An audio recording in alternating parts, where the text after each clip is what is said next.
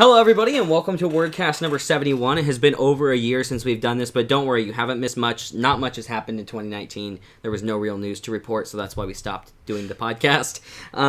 So anyway, we're back. I don't know if we'll be doing this every week, but the plan is to do this definitely at least after some of the big events this year, and hopefully maybe on average every 2 weeks or something like that, depending on time. But we are back. We've got a lot of news for you guys. This is our CES Roundup. Tons of good stuff going on. And still going to be a ton of stuff that we don't even cover in this. Yeah, CES was huge this year. Yeah. It has honestly been one of the biggest that I've ran into, like that we've had. It's just enormous.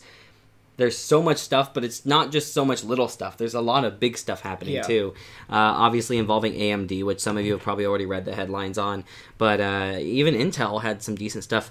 Intel stuff we actually put in our other tiny news section. Yeah. Even though they had some pretty big stuff, because there's just so much big content this time around. So it'll be a pretty long podcast, so you guys should hopefully stick around. And for the new ones here, I'm Ethan. I'm Daniel. Good. Yeah, I had to cue you, so that's the way we do it. So, should we just jump into it? Yeah. Okay. Let's just pull a Philip DeFranco.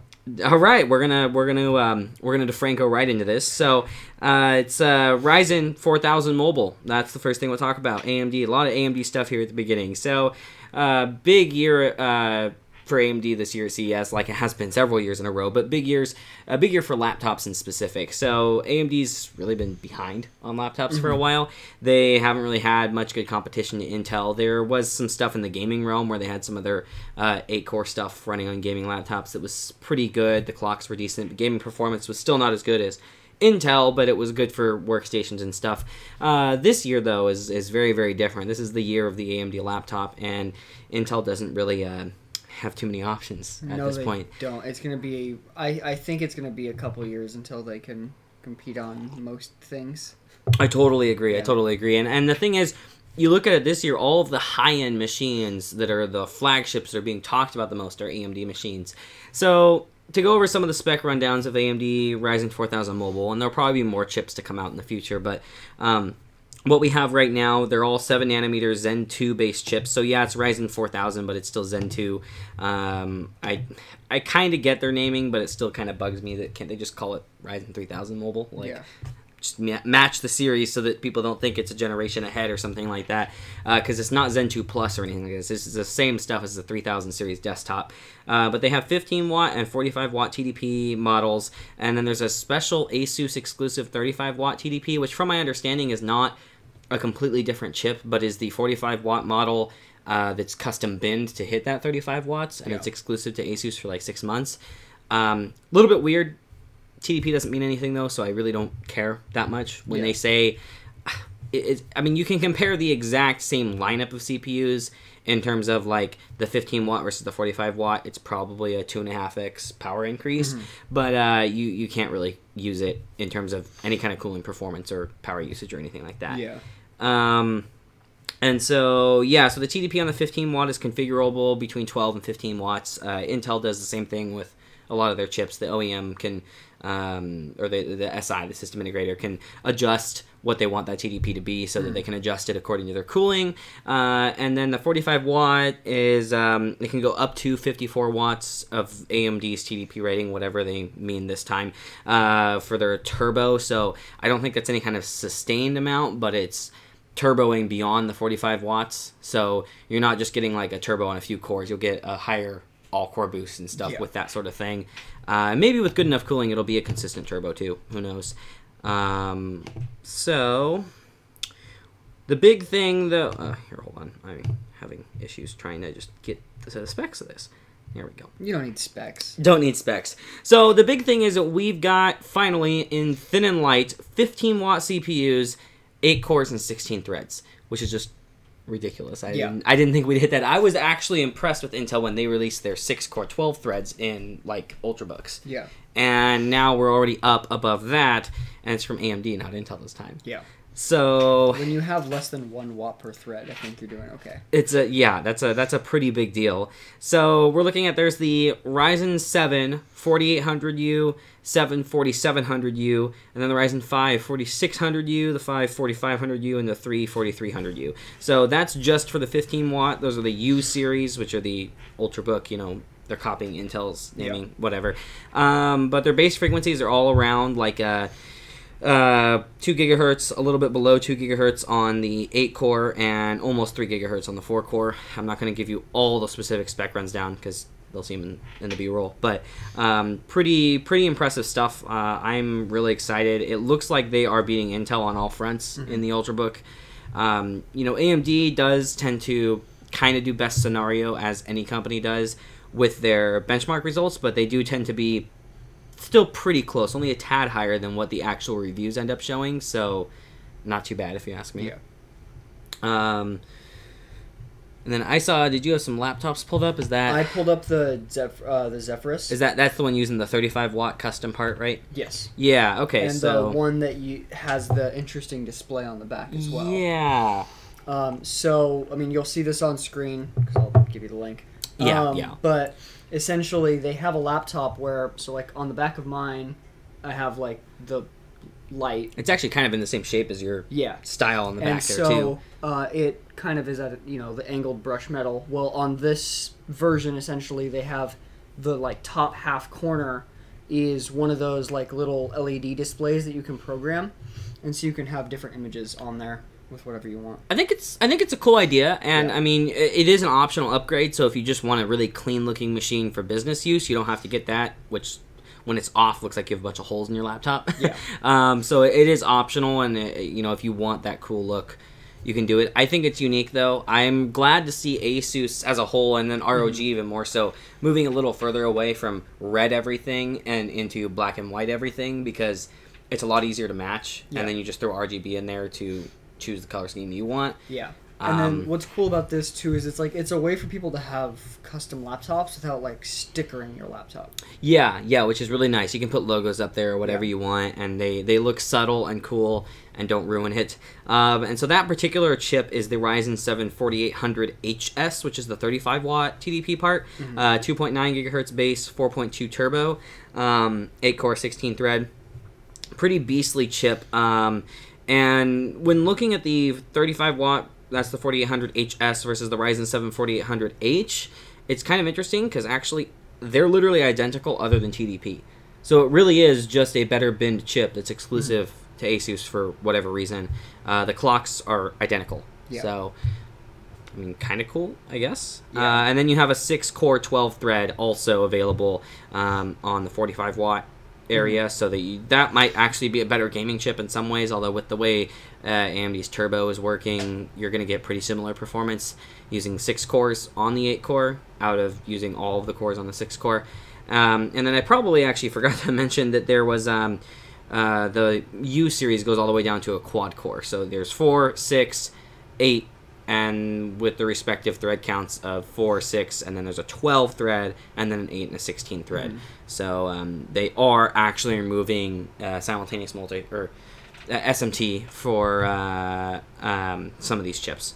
And then with this laptop as well, they're going to have a bunch of options. This is, I feel like, the most interesting laptop that was announced. I think it was, yeah. You have both like the really the new CPU that's unique to this product and the design. And it's different from, I mean, we saw some interesting Ultrabook designs from Dell and stuff, which we'll get to, but I really like this because it's a all-encompassing, it fits a lot of stuff kind of machine. I should say, as far as traditional laptops go, because there's like bendable display laptops and stuff. Yeah. And even then this is the more hinge, interesting in some ways. Yeah. How much it raises the laptop up. It's really They've done significant. a little bit before, but yeah. And I just hope it holds up. But their other ones have, so I imagine it will. But it's just like, you're not losing any ports. You're not being so flashy you couldn't use it for work if you want to be professional. You're getting great performance, what hopefully ends up being great cooling, and apparently a pretty good keyboard from people that have tried it. And you've got amazing performance with AMD parts in it. It's pretty incredible. And you can pick 14-inch full HD 120 hertz or a WQHD 60 hertz. Yeah, which I think is a great configuration. I don't personally like 4K options on laptops because Windows scaling sucks so much is like kind of useless. I don't like even on my Surface that I have here, which is not quite 4K resolution but is really high res. Windows scaling just throws me off sometimes. Like if I have to remote desktop into a older server or something like that, it doesn't scale, and so everything just looks weird. So I'm really glad. I think they chose some great options for that. And then there's also some new Vega graphics for the Ryzen mobile parts. So mobile Vega, which we do not have mobile Navi yet, but we'll probably get that at some point. So they're going up to 8 compute units. It's not really looking like it's probably going to be much better performance than the new Iris Plus stuff from Intel, which is a big leap for Intel. So Intel's kind of caught up now, which does give them some benefits because Intel is still probably a little better about power management. So really portable machines that you want to play esports on may still be better coming from Intel. They may still have that one niche area, but that's kind of what we're seeing on desktop with them too, is like, oh, you want, 300 FPS instead of 260. If you're a competitive player, sure, that tiny little bit. 360 hertz monitor. Right, that's true. But and then obviously that's going to the extreme because you're looking at a pretty wide gap there. But you get to more realistic frame rates for AAA games, and it's like 120 versus 128 or 135 frames, and so they have that niche is still a little better. But anyway, point is, AMD may still be a little better on the graphics, but they're probably pretty similar at this point. We'll have to see when reviews come out. But it's still a pretty big boost over the old Vega parts because it is running on 7 nanometer, which is a big deal. So I think it's the first time that they put the Radeon 7 was 7 nanometer. I forgot about that. But they're saying that the power package that they applied to this, along with being on the 7 nanometer node, gave them a really good performance per watt improvement. And so we're looking at a 28% increase in GPU performance over the 11 compute units. This is 8 compute units, 14 nanometer Vega APUs. So actually pretty great to see. Lower power and better performance, which is exactly the direction we want to go. And they are claiming 2 times the performance per watt for those 15-watt Ryzen mobile APUs with the integrated graphics. So that's a big jump as well. Yeah, it's very nice. I'm excited to see how this progresses. See if Intel can respond with anything reasonable, meaningful. Yeah, I mean, maybe Iris Plus will be useful, but Intel didn't announce any 8 cores for Ultrabooks, so they're behind on that. They announced the 6 cores for Ultrabooks first. AMD's been ahead on the core count game for desktop for a while, though, and I guess that's a good segue into the next topic. Well, one last thing I was going to say. I think Intel's probably realized their beat. I think that's why we're seeing them already start to work on the new standards for foldables. Yeah, and we're seeing them branch out into, potentially upcoming big areas for laptops and trying to really show manufacturers that they support that. Yeah. And that they're working to try and work on that with Foveros and stuff, which we'll talk about more later because some interesting stuff happened at CES involving Foveros.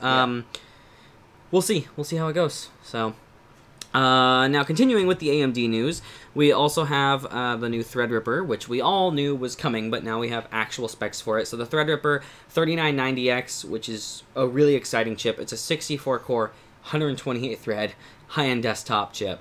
Absolutely amazing. I personally have a 3970X and have been incredibly happy with it. This is overkill even for what I'm doing, but it's only $4,000, which sounds like only $4,000, but what? It's not $4,000. It's $39.90. I hate you so You got to get it right. It's in the name. It's in the name. It's $39.90. I know. It's a $4,000 chip. If you're writing out the chip name, you can write $3990X. That's it. And then you'd be right, I guess so. Yeah. So it's about $4,000. Okay. Yeah. So that's probably what retailers will actually end up putting the price up as $399.99 probably too. I doubt it. I mean, I don't know. I mean, they usually if AMD says this is the price. Yeah, but then Newegg bumped the price of the 3970X up $100, and it's been there for a while. Yeah. So then we'll they'll see. Just bump it up $100. Why would you make an extra 10 when you could make an extra 100? I mean, an extra 10 matters, although only if you're selling 50, it probably doesn't make that big of a difference. Yeah. But anyway, the point that I was making with that is only 4,000 sounds like a massive amount of money. But when you consider that they're not doing what Intel has done in the past of double the core count and charge triple the price. Yes. It is double the core count, it is double the price. That is, and like he said, it's slightly less than double the price, which is really awesome because that should be how math works. And I mean, obviously there are other factors at play when you have a bigger die and you have to bin better to get more cores out of that die, because that's what Intel has to do since they're not using chiplets yet. So I get that the architectural aspects makes it easier for AMD to do that, but it was still really frustrating people when it was like, oh, you go to an 8-core to a 16-core and we're going to charge you 3,000 instead of 1,000. And there was a lot of complaint about that when Intel first started doing that, because they upped the core count a little bit and then just massively increased the prices. So it's a 280-watt TDP. Again, that doesn't mean anything with AMD. Doesn't really mean anything with Intel either, but it means a little more something with them. Yeah. With AMD, it's just, it doesn't really help us determine anything about the chip. I would even argue that it probably makes it, like, 280 compared to another 280 AMD is probably still going to have differences. It's kind of frustrating. But 64 cores, 128 threads, has a 2.9 gigahertz base. Now, that's the all-core base, not the all-core boost or all-core precision boost overdrive, which will push that up higher. So, like, my all-core base on my 3970X is 3.7 gigahertz, and I commonly see 4.1 gigahertz when I have 100% load across all cores. So, that is something that will be pushed up if you have the cooling that can permit. And then it's got a 4.3 gigahertz boost, which is probably for, you know, up to 4 cores maybe, or something like that, or maybe up to 8. We'll see how that goes. But and it might even go higher. That's, again, these are the base clocks. You have precision boost overdrive on top of that. So absolutely crazy, though. It has 256 megs of cache. It's got the same RAM as you would expect. And as far as we all know, it's the same 64 PCIe lanes and same socket. It's going on the current boards, which also makes me wonder if all but the best TRX 40 VRMs are going to be able to actually handle this chip. Yeah. Like, my board would handle it, but BuildZoid actually did a coverage of that board in its VRM and said you might start to kind of struggle with a 64 core running on that, you know, where it's like overkill for a 32 core. But yeah, I expect that we'll see some issues with certain boards. We're going to see boards that probably have BIOS updates that don't support the new CPU on purpose because it can damage the VRM. Because if you don't have a VRM that can handle it, you're going to have serious overheating problems. And considering that the VRMs on the higher end boards that are using like the 16-phase VRMs are overkill for a 32 core and just barely enough for a 64 core, the ones that are using a lower count VRM or are doing improper doubling and stuff like that are going to potentially run into problems. So we'll have to see how that goes. That's my question. And then AMD is also specifically saying for this chip, you should have at least a gigabyte of RAM per core. So it goes up to 256, just like the rest of the Threadripper lineup, Threadripper 3 lineup. But 64 gigs is their recommended minimum. They're not recommending you try and do like 16 on this or something like that. I feel like for you, you're just like, 1 gig of RAM per core? That's like peasant numbers. It is, you know, it's super peasant. You gotta have at least 4. No, I mean, well, my older Threadripper servers, though, are rocking 16 gigs for the 16 core and 16 gigs for the 12 core. So I guess that's still, that's just barely more, you know? So, like, not enough for what they're doing, but also... Yeah, I feel like you need 4 gigs of RAM per thread. That, I mean, you can do that with the 32-core Threadripper, but you can't do that with the 64 now, because you can't do... Then why would I buy it? You can't do 512 gigs. I'm not buying any chip. I can't do 4 cores. I get. 4 gigs of RAM per thread. They've got to separate EPYC somehow, so that's why you can't do that kind of RAM. I'm sorry. You can buy EPYC chips, though, and no, do I should that. be able to do 512 on this, and that's it. But then that's getting into the territory of you buy this and it's cheaper than buying an EPYC setup, and you're not losing any features. Yes. So. Okay. If that's what you want, then okay. So we've also got a GPU from them. Not a majorly exciting one. Wait, AMD makes GPUs? They do. They still make GPUs, not just APUs. Just you know, I mean, on the high end, it kind of is. The mid-range has been really competitive since the 5700 XT came out, but not as competitive as we'd like. Unfortunately, this is not high-end, although I do have some rumors to add to this about high-end. But the 5600 XT came out. It's $350.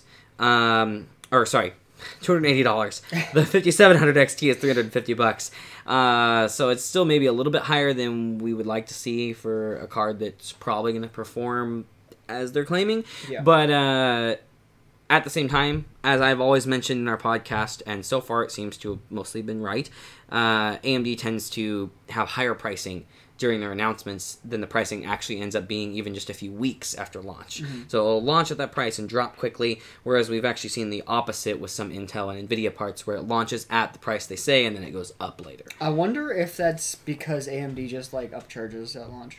I mean, they claimed they did it on purpose once. They claimed debated on Twitter to NVIDIA. Now, whether or not it was actually intentional, I don't know if it was intentional to like make NVIDIA price their product different. But I do think that they intentionally upcharge them whenever they release them. Because then it's like, this is as worse as it's going to get. Well, that, and it makes them look better because you talk positively about how their prices go down. Yes. And so even if it's like, haha, we were actually just making extra money for the first 2 weeks. Right, exactly. And then the other aspect is like, in doing so, they're not at any risk of press complaining about the pricing going up. Yeah. Whereas something that happens when it happened with the 20 series from NVIDIA, all the press all over was like, hey, look, NVIDIA released these pricing and everything that's actually out there is at least $100 more, sometimes $400 more for a 2080 Ti. And it was ridiculous and everybody complained about it. And AMD during all of the mining. Yeah, the same thing was happening then during the mining. And I mean, I guess you could say with some of the AMD CPU parts, because they're so sought after, their pricing's gone up. But it's different when you're low stock than when the pricing just goes up, even though there's a lot of them available. Yeah. So, like, we saw 2080 Ti's hit like $2,000, but that was when there was low availability. But we still saw them for like $1,500, $1,600 when there was fairly normal availability. So that was kind of frustrating. Anyway, it looks to be a good chip. We'll see how it actually performs when it comes out. They're claiming it should compete with the 1660. Pricing will really play into this, though. We have so many different mid-tier GPU categories now that a $10 price difference can make it, which is one of the potential mistakes of pricing it at this, is people start to speculate, well, if it's $10 more, if it's got to perform $10 more. And that can make a really big difference where you'll have people deciding and they'll spend 10 more or save 10 for the products that's just slightly better value because that's what they're looking for. They're in that price bracket. And then also the other thing that you run into is with how many GPUs there are at all these different price points, you might run into an issue where it's like, okay, I'm looking at a 1660, I could spend $10 more and get this tiny amount of performance more from the 5600 XT, or I could spend $20 more and jump up to like a let's say an RTX 2060 that I found on a good sale. Yeah, right. And then it's like, okay, so now it's like these lower end cards are kind of just gateways to the... They are, yeah, that's exactly. And it used to be so simple back when 10 series was around and stuff, where it was like, oh, you want to spend $200? This is the card you buy. You want to spend $250? This is the card you buy. You want to spend $300? You know, there were bigger price differences, but now it's sometimes $10. Yeah. You know, it's like, oh, you want to spend $250? Buy this. $260? Buy this other card instead. Which is making it kind of hard on reviewers too to make a good recommendation for budget buyers, because some budget buyers, an extra $10 is no problem for potentially a $15 worth of performance improvement. Yeah. But for some people, that's a huge deal, and that might affect another aspect of their system, because you start to do that to your RAM and your CPU and your GPU, and all of a sudden it's $60 more, and you could have thrown in another 8 gigs of RAM and had the sweet 16 instead of 8. And so it can really affect budgeting, but we'll see how it goes. It's got 6 gigs of VRAM, and then full specs are 36 CUs with 2,304 stream processors, 144 texture units, 64 ROPs. Clock speeds we'll see when it comes out. I don't always trust their clocks, but they're saying 1235 for the base, and then they have their stupid game clock and then their boost clock. Whatever, AMD, I don't like your terminology of your fake boost clock, because it never really hits that for more than a few seconds. Although I guess it kind of shows the silicon can hit that speed, so you could potentially overclock into that realm. But 192-bit memory bus, like I said, 6 gigs of VRAM, GDDR6, of course. Looks to be pretty good. It's all really going to come down to pricing, though. If it's priced right for the performance, it'll sell well. So, and AMD's drivers have had some recent issues, but have been mostly good for quite a while now. So I think they'll smooth that out. Yeah, especially since they're not competing with RTX cards with this. Yeah. Since they essentially are just competing on equal features, and so it's all about performance. Yes. Yep. I guess we'll move into the OLEDs, because there's a lot of OLED news this year, and actually quite a bit of home theater news in general. There's only a few OLEDs really on this list. Well, but that's still more than we've seen before, because we're seeing OLEDs from companies we haven't seen before. Yeah. So that makes it kind of a bit... It's been Samsung and Sony and LG for a long time, and all that you ever saw at CES was, oh, Sony and LG will sell these. Samsung, here's a cool prototype you'll never see. Yeah. Because Samsung still can't produce big OLEDs, but they showed off their 8K QLED. Did they even show off any OLEDs? They still don't have any OLEDs to even demo this year. No. Yeah. But what was special about this, and why I wanted to talk about it, because they have other 8K QLED TVs. It's not like it's even new for them. Yeah. The bezels. The bezels it's are amazing. Ridiculous. It's really, really cool. I'm actually really impressed with it. It's about as minimal of a bezel as you'll ever possibly get outside of the that insane modular TV they showed off last year. The micro LED ones? Yeah, which the micro LED eventually will get higher resolution. Yeah. But because they're micro LEDs, you don't have to have a bezel. There isn't a bezel. But I mean, even then, though, for a lot of the way TVs have been designed, you actually... I read some stuff where essentially they could have gotten rid of the bezel. The issue is actually in shipping. Yeah, I remember reading... Yeah. You talked to me about that, which is interesting and also makes sense. Even MKBHD, I think he mentioned it in his video when he talked about this TV, how he's like, I don't even know how they're going to ship this thing. Yeah. Because it's like, that's probably going to be a decent portion of the cost of this display is going to be how they have to handle shipping it from China. And the box is going to be huge, I think, too. They're going to have to put a ton of closed cell film around it to keep that even semi-safe. Unless they found something to design so that it essentially has additional bezel when it's shipping. Yeah. Essentially. Yeah. Which... That's probably going to be the solution, actually. I didn't even think of that. It's probably going to be that, and then the closed cell foam around that.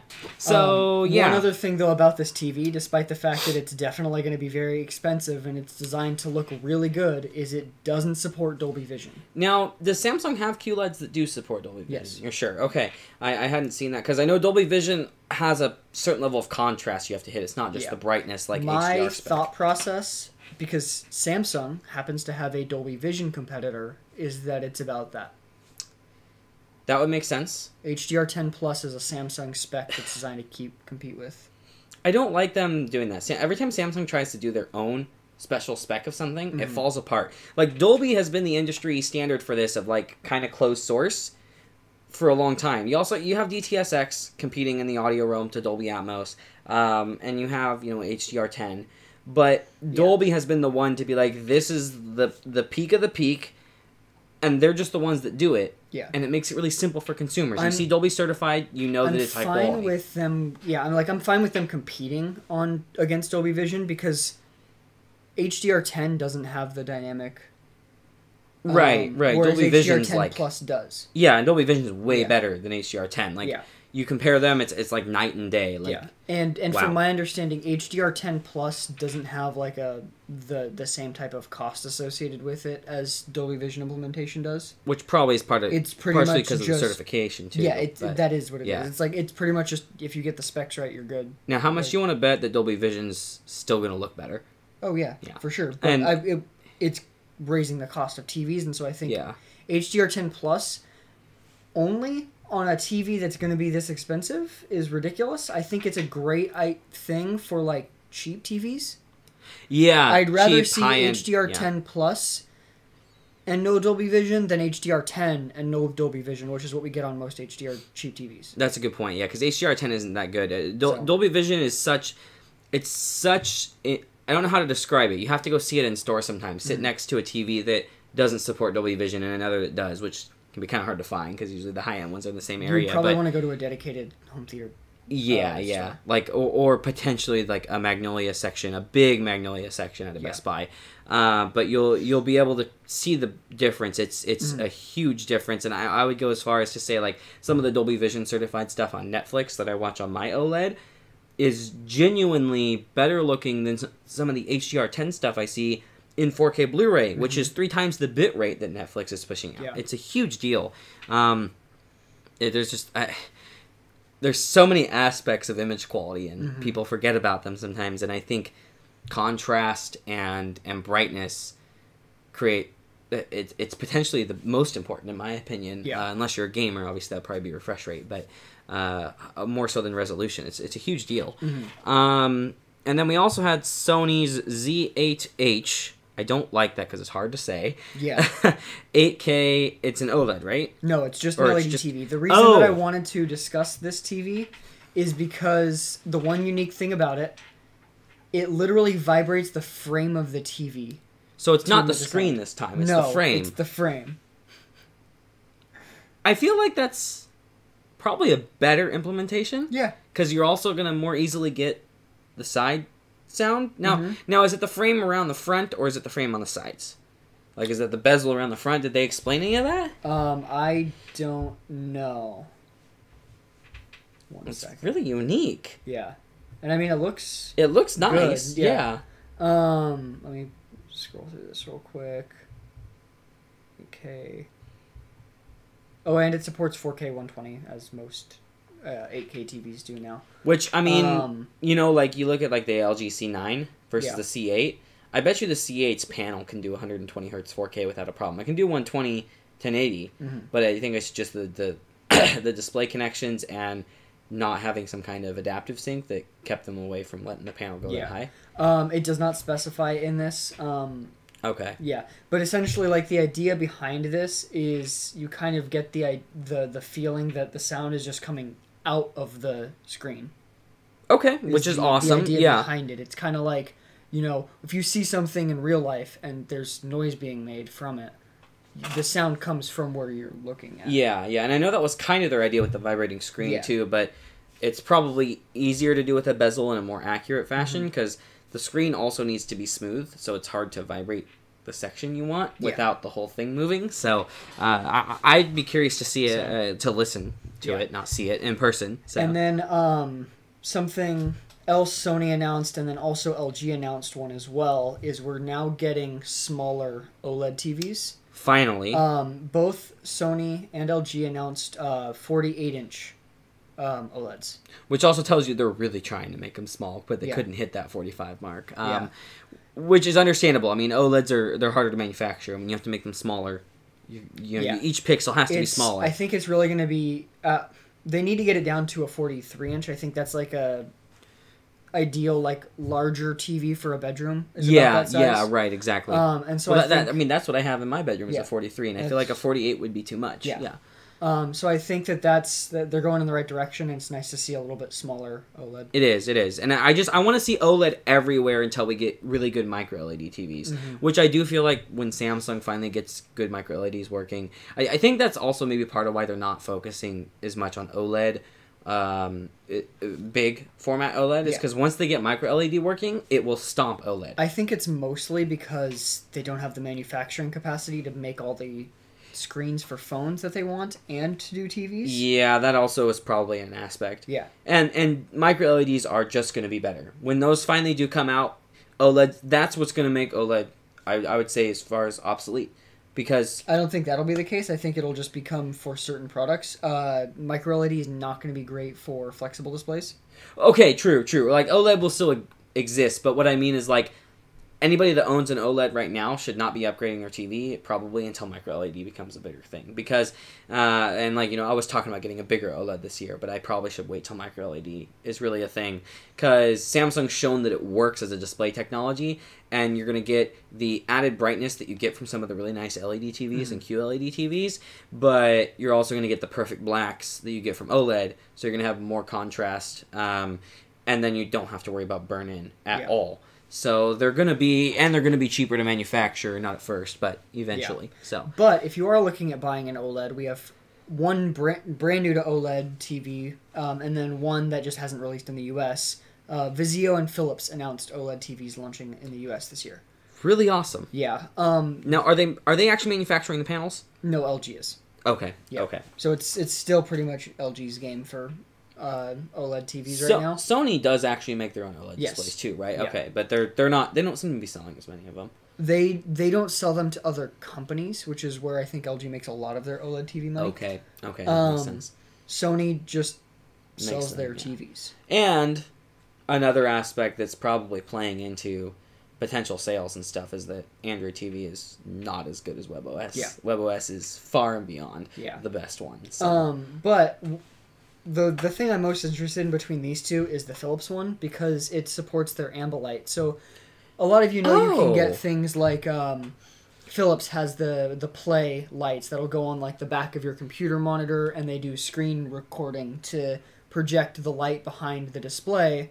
Well, this has that built in.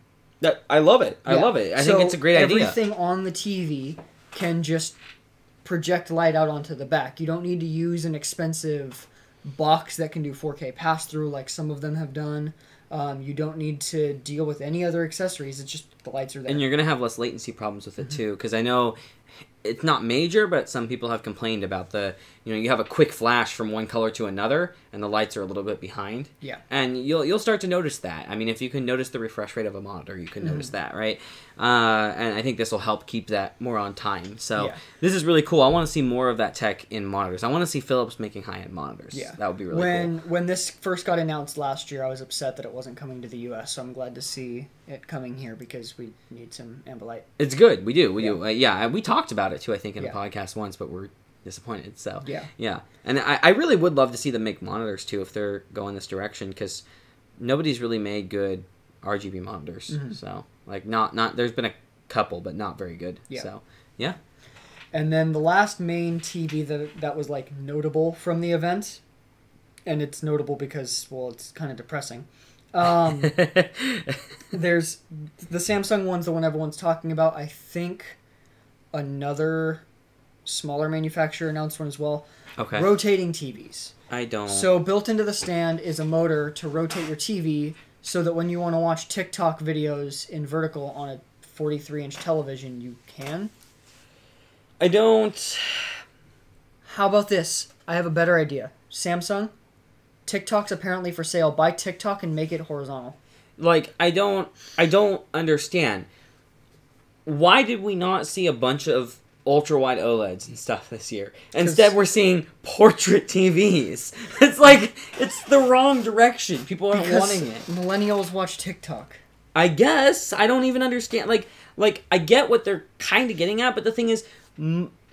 Okay, I could be wrong. I don't know statistics behind this. But I would speculate that most people are not casting Instagram and TikTok to their TV all day. No, because it would have big black bezels. This doesn't have that. I don't think they will anyway. I think they're going to look at it on their phone, and then they're going to cast a movie. I think anybody that buys this, if it even sells decently, is going to rotate it like it's going to be never. $1,600. And they're never going to... I bet you anybody that owns it, they're never going to rotate the thing. Yeah. They're just going to leave it in Why would you drop 16 by 9? $1,600 on a like standard 43-inch QLED TV? But it rotates. Yeah. You know what else rotates? Any like decent vase amount? Well, you know what else? You can get an 80-inch display for $1,500 that will have portrait bigger than this when it's rotated. That's true. So, like, just do that. I don't even... And it's just... And I bet you it's not even going to be that great of a TV in terms of image quality. No, it's going to be like... QLED. Yeah, it's going to be like, what you could spend $600 on for a QLED. So... yeah, it's pretty much like TikTok, Instagram, and then when Quibi launches, that's and I guess if you can screen mirror Snapchat. Yeah, Some people might want that. I don't know, man. I mean, there's some premium Snapchats out there. Like, does this... That's true. Does this mean that Samsung is just like, we don't know what to do anymore? We don't have micro LED yet. QLED is only better than OLED in bright rooms because it can get brighter. No, actually... What it is, and this is something I kind of respect Samsung for, it's that Samsung doesn't give a shit about taking risks. Okay. I'll give you that. Everyone thought that the Note was ridiculous when it launched, and now then everyone bought the Note. And now, everyone has big phones. And because now of the Note. small phones now are bigger than than the Note used to be. Yeah, that's a good point. That is a good point. They saw that people might want bigger phones, so they tried it and it worked. And so maybe everybody's gonna be wanting to watch TikTok and old Vines on a rotating TV. I mean, when Byte comes out, people might also watch that. Yeah. So I mean, Byte's just TikTok too. maybe I don't know. Not I TikTok, just it's still so Vine too. It's still so outrageous, and it's not going to be wall mountable. They should have thought that into it of making it so that the bracket can be wall mounted. But whatever. Okay, Samsung, have fun with that. Please get your micro LED TVs out. That would be and nice. only release them vertically. Yes. That's how they come shipped in the box too. It just looks like a big phone. That'd be so weird. And it has like the Samsung, like the sticker they put over it that has the apps. Yeah. I think that would be great. Yeah. So let me ask you this: did LG not really do much this year? Like nothing. I mean, they major? announced a 4K 120 Hz TV. Like it's all like minor, like revisions. Upgrades. Yeah, nothing. Like literally, if you look through the like best of CES TV roundups, it's like nothing special from LG. These are I feel like all of the TVs that had something unique to them. Right. Versus whether just... it's a new brand entering the market or it's an actual cool feature. Right. Okay. Especially since LG sells their panels to everyone, all of their features are in everything. That's if you're buying good. an LG TV, you should probably do it for the UI. And that's not like that changed much this year. This is LG's site. Yeah. With Linus Tech Linus. Tips. I know, but it's just funny seeing it. Because, like, here's the thing. I was kind of hoping to see some more, like, giant OLEDs from them. Because they have their 87-inch, which is the one that I'm kind of considering wanting this year. But why aren't you buying Samsung's wall? Okay, that is a pretty cool tech, but I don't want that in here. Yeah. That would be way too expensive. Just cover your window with the wall. That would be... I would dig it, but it would be too expensive. But, I don't know, maybe. I don't know, because then I don't know what I'll do with this OLED. But I would like a bigger display in here, so I don't know. We'll see. But so, we've got a whole section dedicated to robots, as well as something in here that wasn't supposed to be in here that I put in here by mistake. We're just not going to talk about it. So, we'll probably just talk about it later. Yeah. But I wanted to say that because I'm stupid. So. He's not wrong. Yeah. That might be the smartest thing you've said today.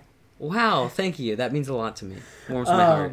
Yeah, CES, like the robots at CES are slowly getting better and better. There's some that I want to talk about because they're stupid, and one, and then a couple that I thought were actually pretty interesting. They're becoming a little less gimmicky. Yeah, which is nice. So the main one that I feel like got the most press was Bali. Yeah, because it's adorable. It's just a ball that has motors. It's essentially like a early BB-8. Okay. The initial prototype they had on stage literally just could move around. But what they're essentially working towards with this and what they showed in their like demo video is a Bigsby ball? No. Much more advanced than that. It would essentially, though, it is like a, you set up all of your home automations, but this thing kind of interacts with you as if it was like you had someone doing this stuff for you. Okay. So you could have it like, like get up with you in the morning. It'll move around so that it'll like you walk into the living room. Oh, okay, let's open your blinds while you're in the living room. That type of thing where it kind of is more interactive. And it's kind of like a mini assistant. Yeah. Yeah, okay. And the goal is also like it should be able to interact with your pet. So you leave home and your pet gets up and starts doing something and it's like, oh, the food's out. Well, it knows when your dog last ate, and it can like trigger the food dispenser that you have from your smart food dispenser. It can trigger the robot vacuum cleaner to clean up if your dog makes a mess, and it'll go over and inspect it and then send the vacuum back. Like all these little things they were showing off as essentially a way to have what you could do with some cameras around the house and AI. Yeah. But just having something physical. This feels a little bit more like part of your life rather than disconnected from it. Right. Okay. I like it. I think that's cool, and I could see some pretty good uses for it. Yeah. I hope they actually come out with something that's really properly functional, right? Yeah. But I mean, if we're being honest, I mean, Samsung's been pretty good about the more advanced AI. Like Bigsby was horrible for doing the more basic stuff that you wanted to do, but you wanted to do something more complicated. And it obviously, could for some reason do it. Yeah, and obviously it had direct integration with the phone, which helped, but still it was like, I need you to do this list of 3 things, and it would go do them in order as you asked. It was pretty interesting. So maybe they have the tech really to kind of pull this off. And I feel like we're going to see this release sometime pretty well after the new open source, or the new like joint smart home standard that Google, Apple, Samsung... What's the name of it again? I don't remember. Zigbee Alliance Join, which makes sense. They might not have a okay, that's probably why, because it would probably be a really ringy name. Like, the first time I read Zigbee, I remembered it forever. Yeah. So... But Zigbee's supporting it too, which is interesting since you would think it would be kind of a competitor. Yeah, but Zigbee's, already used by most of those products. Like, like IKEA, for example, is joining the group. Zigbee is IKEA's light bulbs. Zigbee is Philips' light bulbs. Yeah, no, Zigbee handles everything. But I guess, so it's just... And Zigbee's, maybe it's going to be the new Zigbee. Mostly just a standard. They're not... I think they have some of their own stuff, but they're not really... Right, they're not like a manufacturer, like a consortium type thing. Yeah. So... And then I feel like this is actually the most interesting potential product that people would buy. Yeah. Samsung announced some robotic chef arms. Now you might think, why do I think that that's actually like a cool product that people might buy? So the way that this is designed to work, it's not going to be it cooks everything for you. Yeah, it doesn't flip your pants around. LG, I think it was, showed off some that were a little more advanced for actual, like, just doing the cooking.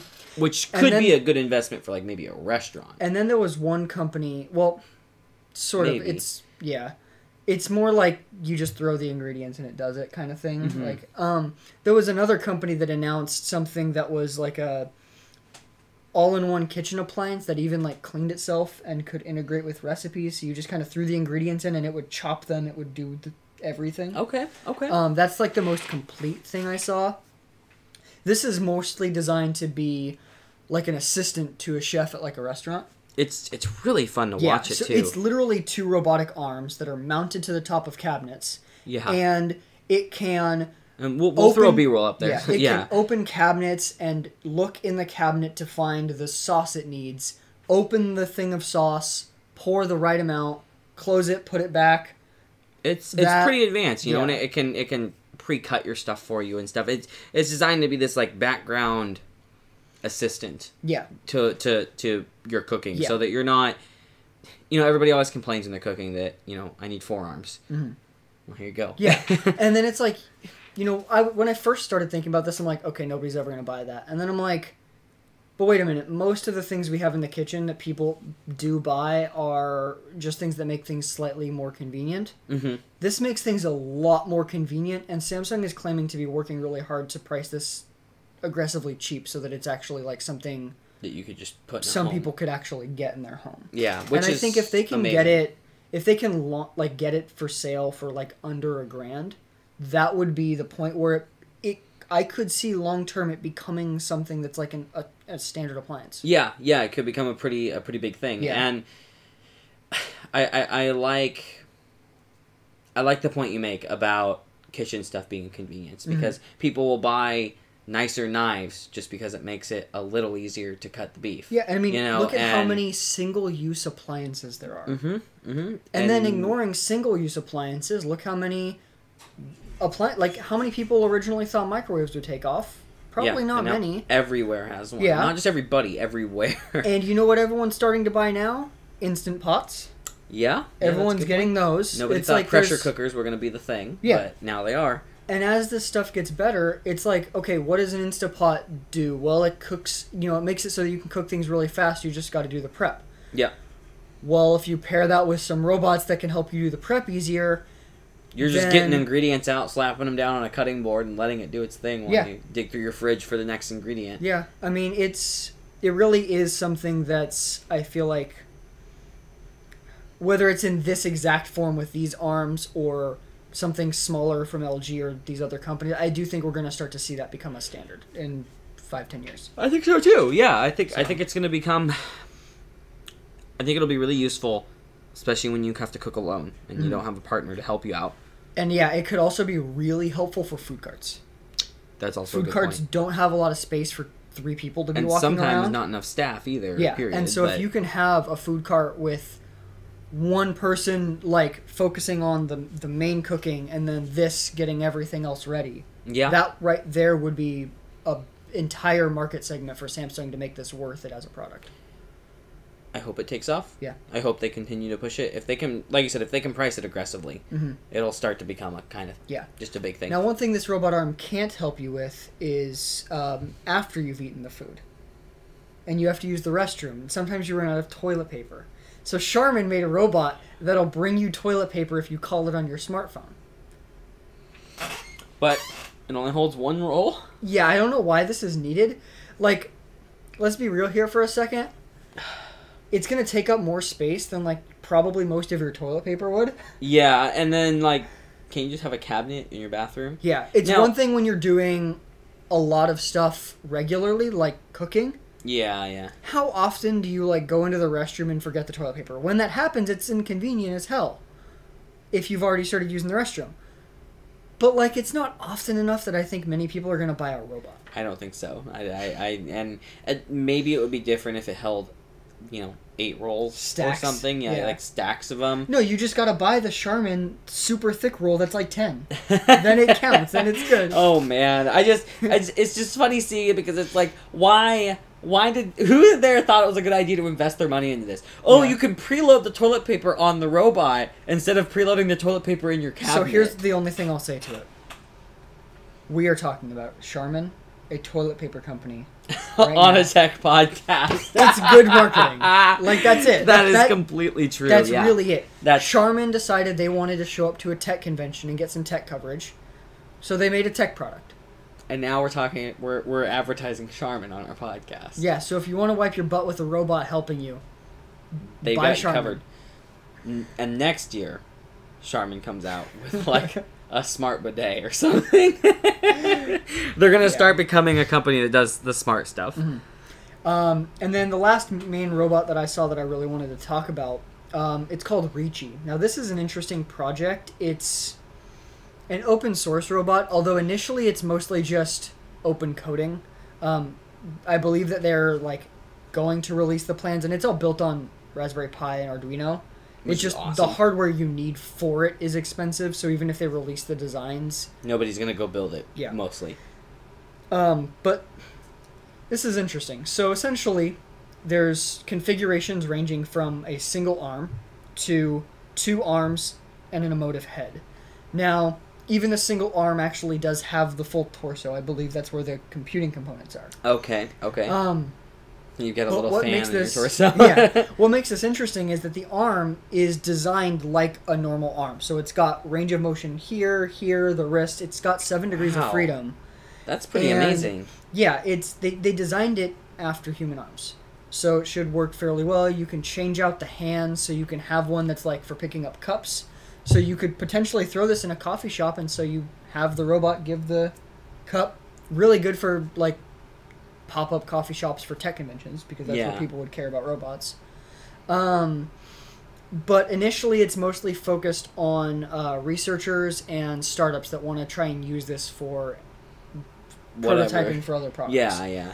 It's going to be very expensive. It's $9,000 for the body and arm, and then up to $17,000 for 2 arms, the body and the head. The head is interesting, though. Yeah, it looks interesting. So it doesn't have like emotive eyes like we've seen where some things have screens for eyes. Instead, what this does is it uses a very wide-ranging neck movement to do its expression. So like it can respond by like tilting its head a little bit like people do. Now, and that's so much different than like facial LEDs. That's a big thing in human communication that sometimes is forgotten about. Yeah. Even that was something they talked about with the HBO miniseries Chernobyl. Yeah. Is the way that people nod and turn their heads in Russia is different than the way we do it here. Yeah. So, like, little things like that make things seem like it's different, and that can be that's potentially a big step towards robots seeming more comfortable around people. Yeah. So, wow. I imagine that the company that made this will get bought very quickly, and the project will no longer be open source. And then we'll That's come my out in guess. 5 years or something like that. Yeah. But we'll see. I mean, I like the idea of open source, so hopefully it sticks with that. Yeah. But yeah, if they've got the right people, you've got the talent, a company will buy you up. Mm-hmm. So we'll see. Depends if they'll sell out or not. Yeah.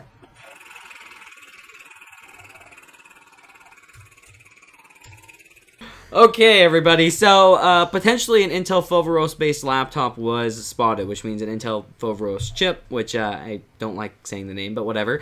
It's their 3D architecture for CPUs. So stacked dies, so it's kind of in some ways similar to a chiplet approach like AMD's been doing, but still quite a bit different. So there was the Lenovo ThinkPad X1 foldable, and it was listed as having Intel hybrid technology in it, which they already have names for their hybrid graphics and stuff like that. So it obviously is something new that's not really talked about much yet.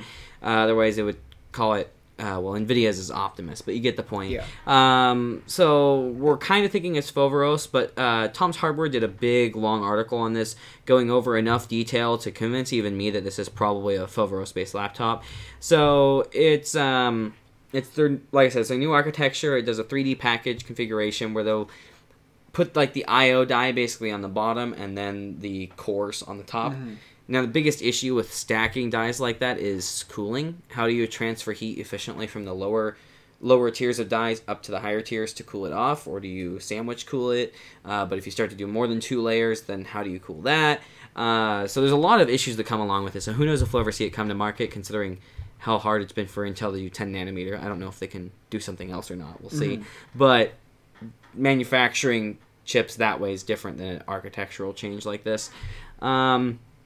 So it's a really interesting design, though. The concern is still cooling, but it is being put in a laptop. It's probably a super low power part. The idea, according to Intel and other sources, looks to be mostly a power efficiency increase instead of just a performance increase.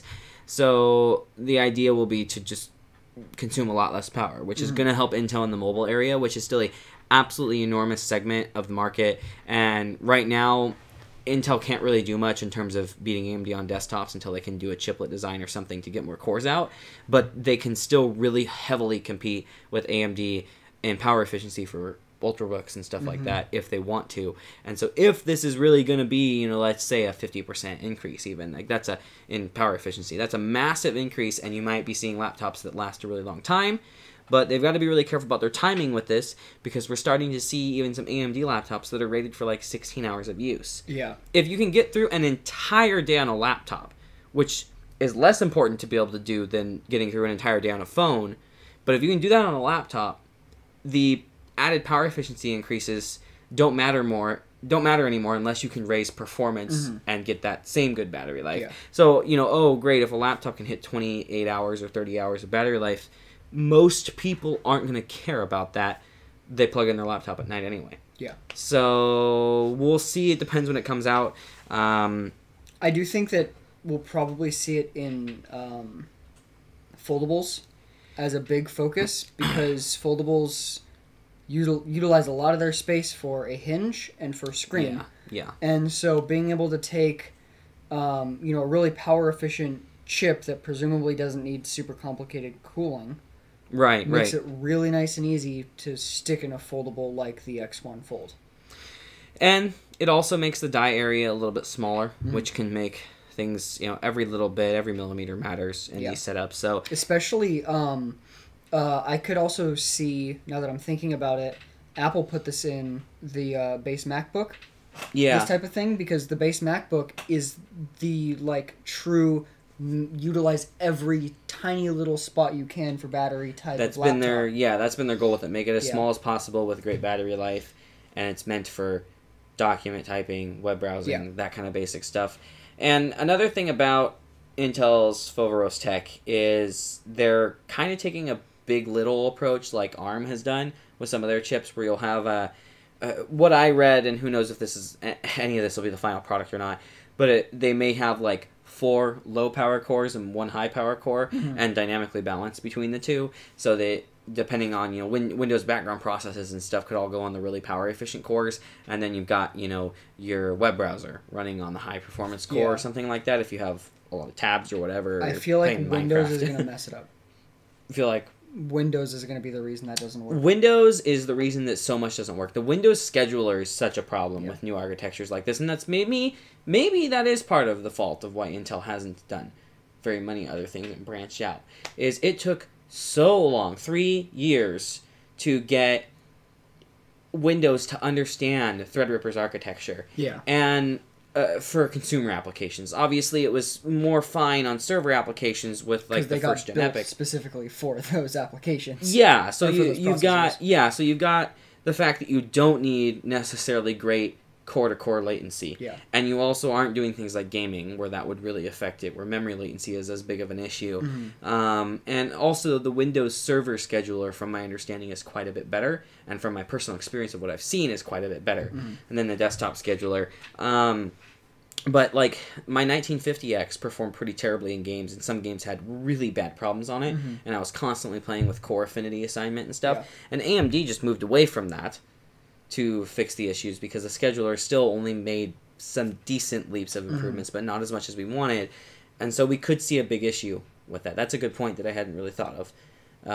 That could cause a lot of problems. Yeah. So Intel's going to have to be the one that either builds some kind of scheduler interconnect or, kind of a middleman sublayer or something like that, some kind of driver to make this work. I wonder if the new version of Windows coming out specifically designed for foldables might... Windows 10X, right? Yeah. I wonder if, because that's going to be another thing that's somewhat built for lower-end hardware, going to have some tweaks to the scheduler, because obviously, like, for the ARM-based Windows stuff, they had to do things differently. That's true. Because most ARM chips now are big little. Yeah, and they were. So they already would have worked on that. We know also that we're looking at mostly full Windows 10 coming to Qualcomm chips. That's true. So they I have think to it's be still working on emulating x86, but the operating system itself is running on ARM. Yeah, and so I whether or not it's good at launch, I think eventually it'll get there. And it seems like a good idea, and AMD doesn't yet have an answer to this tech, so we'll see. I feel like we might end up in that world of high-performance compute being really AMD-driven and low-power mobile compute being an Intel thing, which the low-power stuff is a bigger market when you're talking consumers, but when you add in servers as a fact, servers is the biggest market. Data centers and stuff like that are just absolutely enormous, so Intel losing out on that is a big deal, but... Intel makes enterprise SSDs and all kinds of stuff. The other thing, too, though, is that Intel could, by kind of giving up a little bit on the higher-end consumer stuff, they could actually just get rid of one of the biggest complaints about Intel, because you can't soft lock features to the enterprise stuff if you just don't lock them at all, because you don't sell very much high-end stuff. Yeah, that's a good point. Yeah. And that's something AMD's been very good about, is no, you don't have to spend an extra $4,000 to double your PCIe lanes, even though they're actually the same chip with the same lanes, and we lock them down in firmware. We'll see how this goes. I have my doubts about it, but most people have their doubts about anything Intel's doing related to CPUs, which is most of what they do, because of how many problems they've had with 10 nanometer, and then the fact that their original 10 nanometer was going to be more dense than the 7 nanometer from TSMC, and now their 10 nanometer is looking to be about the same density, so transistor density that is. So we're I don't know, but when it comes to SSDs, Intel and 3D Crosspoint, which is in association with Micron, well, not anymore, they split, but they both can use it, is like just absolutely incredible tech. So they've still got that market.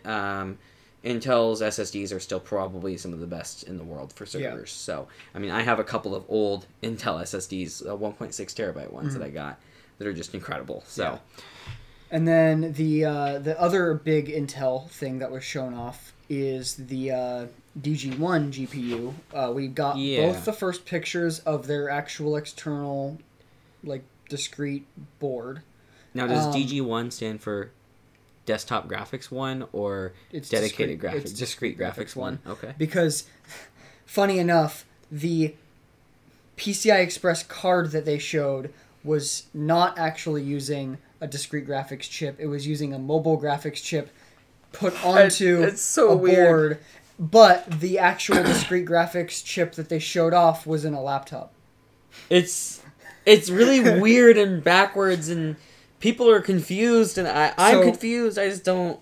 My guess, because they are going to be selling the DG1 dedicated PCI Express thing. Okay. It's going to be going to software companies, though, just for them to work on things involving Intel's GPU architecture. That's right, which is important because when you're releasing a new architecture, like, it's going to be terrible unless you can get devs on board. My guess is that what we'll end up seeing is this version gets sold with the dedicated laptop's graphics chip on it. That way developers can mess with that before they sell the dedicated laptop chips. That makes a lot of sense. I think that we're going to see Intel's discrete graphics in laptops before we see, or for gaming at least, before we see it as a PCI Express card. Which makes a ton of sense because Intel already has their Iris Plus, which is an enormous jump for them. So that shows that they do understand what they're doing with GPUs now. They had some struggles for a while. Yeah. Now there's the concern that the 2 other times in history that Intel has released a dedicated GPU, it's been a complete garbage flop. Yeah.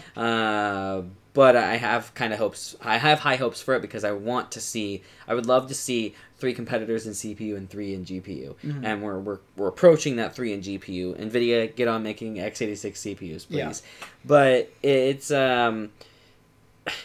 interesting.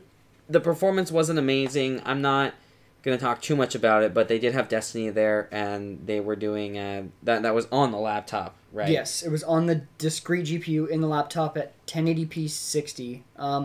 And you might think like, oh, that's nothing special, but for one, who knows what price point they're targeting with the no idea. Chip. Yeah. And then on top of that, it's not like Intel announced that they were going to start making GPUs that long ago. Having a game running stably is about what you would want. Yeah, that's actually kind of a big deal, and who knows what the settings were in detail. Yeah. It looked like it was probably about medium, I think is what Gamers Nexus mentioned, which they have a lot of data to look at. But it's actually impressive to see that they had a proper game demo running on it, because the devs have not had time to really optimize for the architecture, so there's a lot of work to be done. So the performance of this could go way up, so we don't want anybody to take this too close to heart, obviously. Yeah. It was mostly like Linus's post about it I saw it on Instagram, really summed it up well, is that it was like, oh crap, this is like real, it's running on an Intel dedicated graphics card. Yeah. That's the important thing here, not the performance numbers. Yeah. Intel's at least gotten to the point where they can play games on their own GPU stably. And no reports of it crashing the whole time. Yeah. Which, if it did even once, it would be all over the news. Yeah. So I'm somewhat impressed. I hope we have a lot to look forward to. Intel's probably going to do the smart thing like AMD's been doing and hit that mid-range hard when they do release PCIe-based desktop graphics, because trying to compete with NVIDIA on the high end right now, it's pretty much not going to happen. I mean, even the Radeon 7, when it came out, barely competed with 2-year-old especially stuff. Intel, because AMD has been working on ray tracing hardware. We know that consoles are using AMD chips, and we know that they're also going to have dedicated ray tracing hardware. Yeah. So AMD's got ray tracing hardware in the works. Intel just got started. Yeah, exactly. And I guess this is also probably a good time to mention, not exactly CES related, but there's rumors going around about Big Navi potentially coming out and beating the 2080 Ti in performance this year. Now, of course, we also have the rumors that the 3000 series from NVIDIA is going to come out, and Ampere is looking like it. Even if the rumors are kind of true, a massive performance jump. So we'll see what that really means. Yeah. Maybe AMD can release it first, but competing in the high end, that's so hard, because you have to be, and that's why Intel's being smart if they go for the mid-range, which is exactly what this looks like. Because if you're trying to compete in the high end, you end up in that point of how high do I have to price it to where I can make enough profit off of it, but then I'm not really going to sell very many of them. And so you make this loud impact, but you don't actually necessarily make a ton of money off of it unless you're selling high-end to server market and stuff. So Intel's being smart here for consumer chips. Next up, we have a Switch competitor from Alienware, and it's a computer. It's very interesting. Let's just get the elephant in the room out. It's probably going to have horrid battery life. Oh, yeah. Like, people complained about the Switch battery life at launch. I know, and now the new Switch is a lot better, right? But like... It was like 4 hours on the Switch at launch, right? Like 3 to 4? For the high-end games. Yeah, right. And then like 6 for the lower-end ones. Okay. Yeah. This is going to be nowhere near that. Yeah, I would be surprised if you could play like a AAA game for 2 hours. Yeah, no, you're probably going to be sub 2 hours. Yeah, that's my speculation here. Now, how many battery packs do you want to carry around? I don't know. How high power output can those battery packs accomplish? So, now that that's out of the way, yes, it's very much so a Switch competitor. It's got the removable controllers that look like Joy-Cons. Yeah.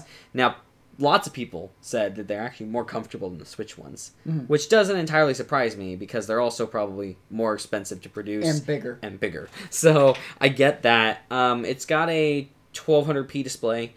Kind of a weird choice. I feel like just stick a 1080 panel in there, Dell. You don't need to push it higher than that because we're trying to save power here. Like, why did you? I mean, it's just a concept, so who knows if this will even come out. They have a physical product, so it's not like it's something that is just like 3D modeled or something. But like, if they're going to save on power, some of the things they need to do is they need to not have that high resolution of a screen. They need to chill out. Yeah. And don't worry, if you want to use an actual controller, it comes with a knockoff of the Joy-Con grip. Yeah, it does, and then a stand, so you can stand it up just like that. Now, it's a pretty good size display. I can't remember the exact size, though. I don't even know if it mentions in the Verge article, but it's like 7 inches or something. It's a pretty good size display, which is nice.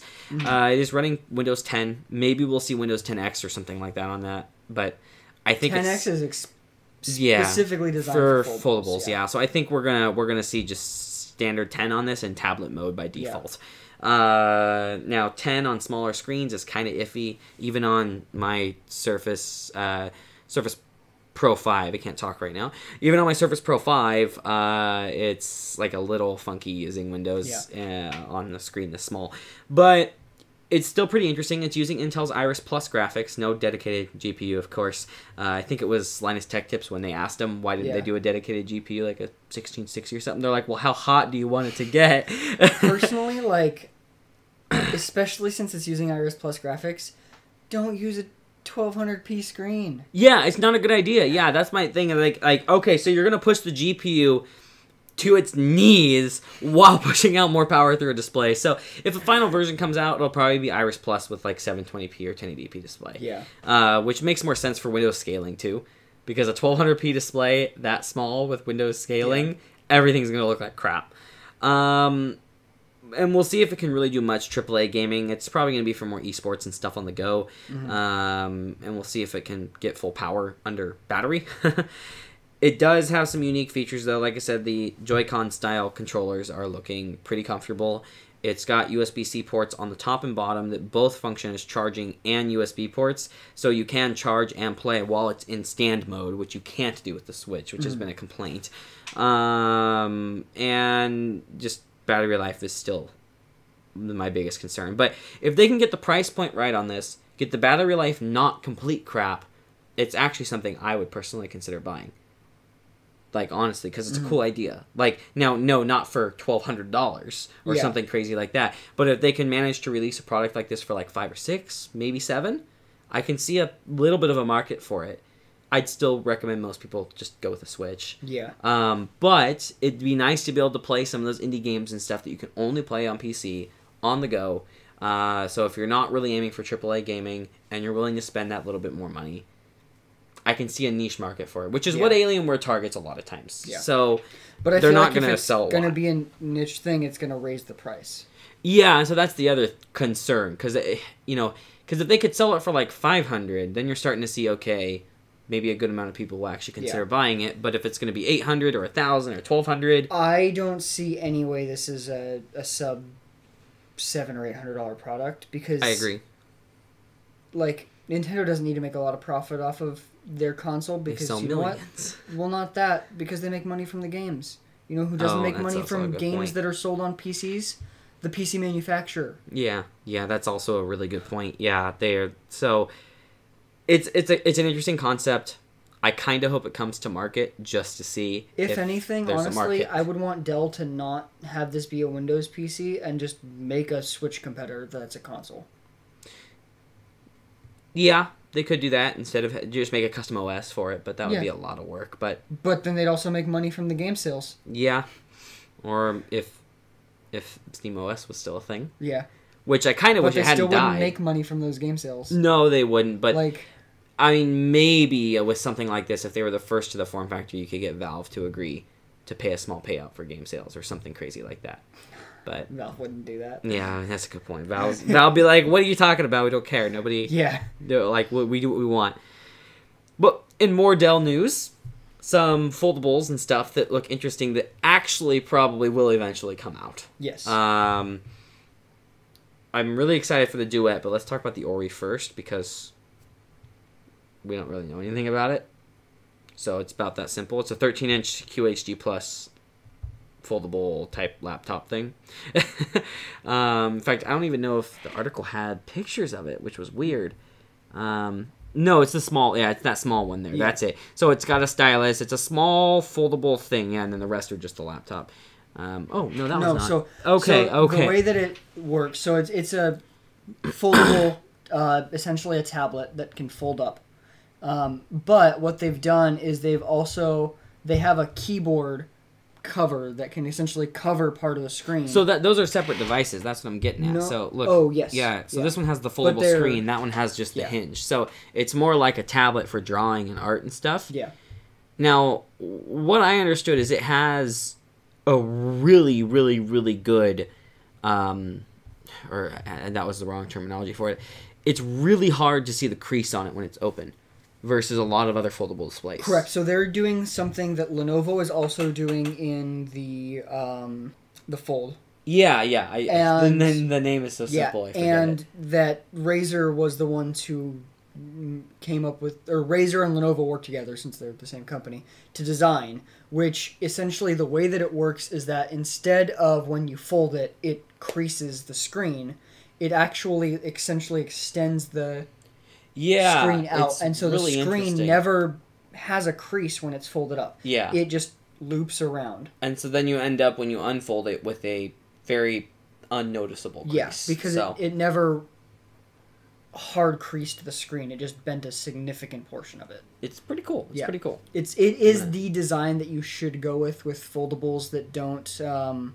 Especially ones that don't need to be pocketable, then you just definitely. Well, no, even the pocketable ones. That's what the Razer is doing too. Which is a good idea. It's I don't like the Razer phone, but anything other than like the design where the screen goes on the outside of the fold, because then you already don't have a crease. And then so that's the Ori, which is the name comes from origami. Yeah. Wow. Yeah. The Duet is essentially similar to what Microsoft announced. And I find this one more interesting, and I'm glad to see a competitor. It's also not even remotely a new type of product, because we've had laptops like this for years. Yeah, no, for sure. But what they're doing with the keyboard is really awesome. Yeah. And that's why I feel like the software ideas that they put in place are really good. So it's about the same size as an XPS 13 2-in-1, except that it's exactly the same thickness on both sets of the hinge, so that you can lay it completely flat if you want to do drawing and stuff like that on it. But it's a 13.4-inch 1080p full HD display, but it's got two of them, one on top, one on bottom. So it's an all-touch laptop, which, like you said, we've seen from like Asus and stuff before. But what's really interesting is the keyboard attachment for it, and I feel like this actually does make a big difference. There's a magnetic keyboard attachment, and if you have the laptop sitting on like a desk and you want to use a wrist rest, you can put that keyboard towards the front of your laptop, and you basically have a giant touch bar to program to whatever you want, and then your display. It's very similar to that one laptop from was it Asus? I think it was Asus that did one of them as well, where it had the keyboard at the front, and then the touchscreen at the back. But the difference is, like I said, it's a keyboard attachment. You can pick it up and put it at the back, so when it's in your lap, you're not scrunching up trying to type on it. Yeah, and you can still essentially treat that screen as, or part of it as a trackpad. And then potentially shortcuts or whatever for other stuff on the sides, or custom stuff for video editing. We'll see what developers do with it. Knowing Dell and also knowing that it's Windows, instead of what Apple has done. You'll probably see more stuff that'll be a little more buggy and janky, but can do more things. Yeah. And I think it'll be really interesting. I'm actually excited. I think this is one of the best approaches to these interesting dual screen, full screen laptops that we've seen. Yeah. Touch keyboards are horrible, obviously, so nobody's going to want that. The Lenovo foldable will also have like a attachment keyboard that goes over the bottom part of the screen. But because it's a smaller device, it doesn't have the movable functionality, which is really cool. And then, of course, you have other things of like you could hook up wireless keyboard and mouse, flip the thing on its side, and use it like dual monitors, stuff like that. So there's more form factors you can do with it. But having it be the same thickness on both sides is one thing I haven't seen anybody do yet, where you fold it all the way out and it's just a really big dual screen tablet that you can use for artistic work and stuff like that. So I think it's cool. I actually really dig it. Yeah. And then Razer announced a desktop, and not that crazy-ass modular one they announced a long time ago that I still wish they would have brought to market. I really wish that would have come out. What was it? Project... Start with an F. I don't remember what it was called, though. I don't remember It was either. beautiful, though. Yeah. It was like Felicia or something weird like that, but But no, what they announced, and this is supposed to be an actual product, is a desktop. Like, Razer's going to sell a pre-configured desktops. But it is a modular one. Yes. Still, to an extent. So it looks like an external GPU. It's really, it looks like a fancier, bigger external GPU. It's actually a little bit, about the same size. Yeah. Well, yeah, because they still have the componentry in the external GPU box. That's right, yeah. Okay. But the way that this one works is that it's just using the brand new PCI Express Intel NUC as its main board, and then it's got essentially a board that connects the GPU and the power supply, and that's it. It's pretty cool, and what's interesting is everybody mentioned, a lot of people were calling the PCI Express NUC weird, but I'm like, they just took the PCIe slot and made it male instead of female, and then you just plug it into another board and run the traces through, and you're good to go. Yeah. But it's a cool design. One of my concerns is that NUC going to be able to clock up high enough? I hope that NUC has good enough cooling, because some of the gaming-oriented NUCs in the past have had some thermal throttling issues and stuff. So we'll see, but it has some pretty beefy fans on the NUC itself, it looks like. Yeah. So hopefully this can come to market. And it's going to be easier for some consumers because you buy this box and you want to upgrade your GPU, you slide it out, you unplug a cable, you toollessly pull the GPU out, stick the new one in, and plug in the cable, and you're ready to go with your new GPU. And then when it's time to upgrade your CPU, you just upgrade the whole NUC, obviously costing more than, I need more RAM, but it's still easier on the consumers. Yeah. And then you never really need to swap the power supply. You're good to go. It could be, potentially a 6-year product, upgrading every year for a consumer or something like that. So I like it. It's called the Tomahawk N1, if we didn't say that already. Yeah. So it's a cool name. I like it. Yep. So this was interesting. MSI announced a 300 hertz display for a laptop. So not 360 like that crazy display that we saw as well at CES, which we'll talk a little bit more about later. But 300 hertz on a laptop's pretty amazing. It's also 1440p, it's 1080p. 1440p and 4K are kind of problematic on laptops, especially for gaming, in my personal opinion, especially 4K. So I'm glad that they're focusing on the higher refresh rate. Obviously, it's still insane and higher than most people except professional esports players really need. And how many laptops are going to get 300 hertz at more than like a game? Exactly. That was the other thing. Now, some esports could, if you had like a 2080 Max Q or 2070 Max Q, which are very expensive GPUs and very hot GPUs. So we'll see how it goes, but it's cool to see the display tech actually hitting that kind of refresh rate. I'm sure it's a twisted pneumatic panel, but I don't think they specifically said, so I'm just going to tell you that it's TN because there's no way IPS is hitting quite that high yet. Yeah. I don't even think there's been a 200 hertz IPS yet. I don't think there has been. What about VA? VA can go really high, but I don't know if anybody's pushed VA to this extent, so it might be TN. VA would be great, because VA actually has some image quality benefits over IPS, some detriments as well, but can hit those higher refresh rates and lower response times. What about that one type of panel Razer was using? I forgot what it's called. IGZO? Yeah. I don't know if IGZO can go crazy high or not. I don't know enough about IGZO display tech, because it's been used in basically their product and that's it. I know. I haven't seen it anywhere. At least, yeah. So I'm wondering if it's maybe just going to be a dead tech, or if there's something inherently bad about it. That's sharp stick, right? I believe it's Sharp's, yeah. Yeah, it's not dead. Okay. I know that, so originally when that stuff was shown off, it was focused on not like the quality of the panel or how fast it could go or anything. It was the fact that with whatever they did, they could make whatever design they wanted with the screen.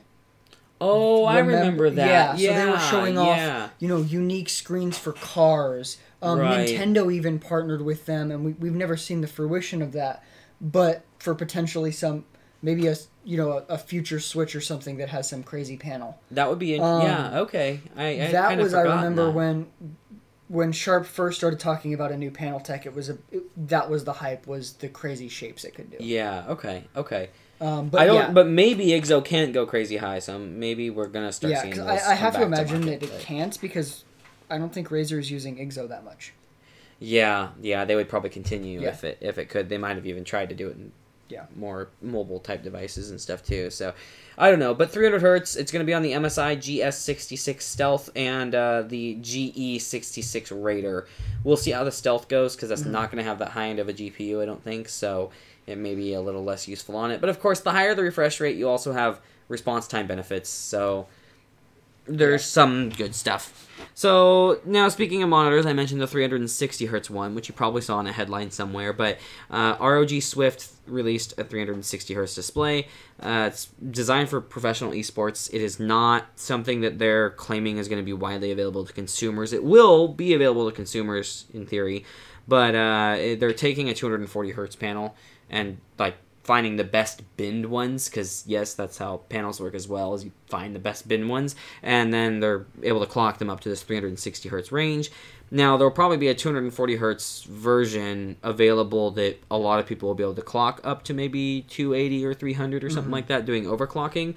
But the 360 hertz ones, they're going to pull aside and use. So it's got...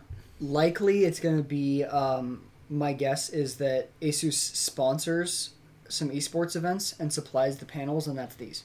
Yeah, which would make sense. I mean, because they're claiming up to potentially a 5% improvement in their testing with NVIDIA in gamer performance for professionals. So even if that's really pushing it and it's 2%, if that's 2% is the difference that makes you win the playoffs, that's a really big deal. So every competitive advantage they can get is worth it. And separate from that, because if everyone gets the same 2% advantage, everyone's at the same point still. Players with even better aim that are already amazing players and stuff, that could just make everything even more interesting. Yes, yeah. If you just take all these amazing players and then elevate them all the same amount a little bit, then that just elevates the whole game. And if you take the ability of the tools you have and raise it up higher in terms of skill level, it can also help drag the differences in skill out further between the different players. So I think it's worth it. Some people think it's stupid and ridiculous. I think it's worth it to do it. Once we start getting up into 600 or 1,000 hertz range, we're starting to get to, I don't know if we'll care anymore, but 360 is still a good jump. It's 24.5 inches. It's G-Sync. No, not G-Sync compatible, or with FreeSync, it's just G-Sync. It's 1080p, which makes sense because you can't really push that kind of frame rate through any display connector right now on higher end stuff. Maybe 1440, I can't remember off the top of my head, but they did not say if it's TN or IPS or VA. I'm assuming TN with that kind of crazy refresh rate. Maybe VA, definitely not IPS. It'd be really cool to see VA because the colors are better, but nobody's going to care. If you're buying a 360 hertz monitor, all that matters is that 360 hertz, So, and I could also see potential people trying to get into the esports area, buying something like this to practice on too, and to try and get better at a game so that they can try and hopefully start competing. So, back to a little bit of PC stuff. Thermal Take I guess that was also PC, but I mean PC, not PC setups, but Thermal Take has a couple of interesting things. They had a lot of stuff shown off. Like we said, we're not really able to cover everything. This is probably a 2.5-hour podcast. But Thermal Take released a couple of particularly interesting things. So the first one was the distro case. And I don't think they have an exact name for it yet, but it is essentially a water cooling distribution plate but the case itself is actually the distribution plate. So the entire back panel of it is a huge distribution panel that you can route all of your tubing with. Yeah. And some of the distribution setups, in my opinion, are some of the best looking setups out there. Now, it depends if you prefer to see a lot of tubes or not, because the distribution plate reduces the amount of tubes in some ways. It depends on the way you lay things out. But I really like, personally, the look of a distro setup, whether it's with hardline or soft tubing. And this is a really unique approach that nobody else has done yet. Yeah, I like that we're seeing more of this with the big distro panel. Yeah, we're seeing a lot more distribution Yeah. units come out for cases. In fact, there is a Bisky, I think is how it's pronounced. They're a Chinese water cooling manufacturer.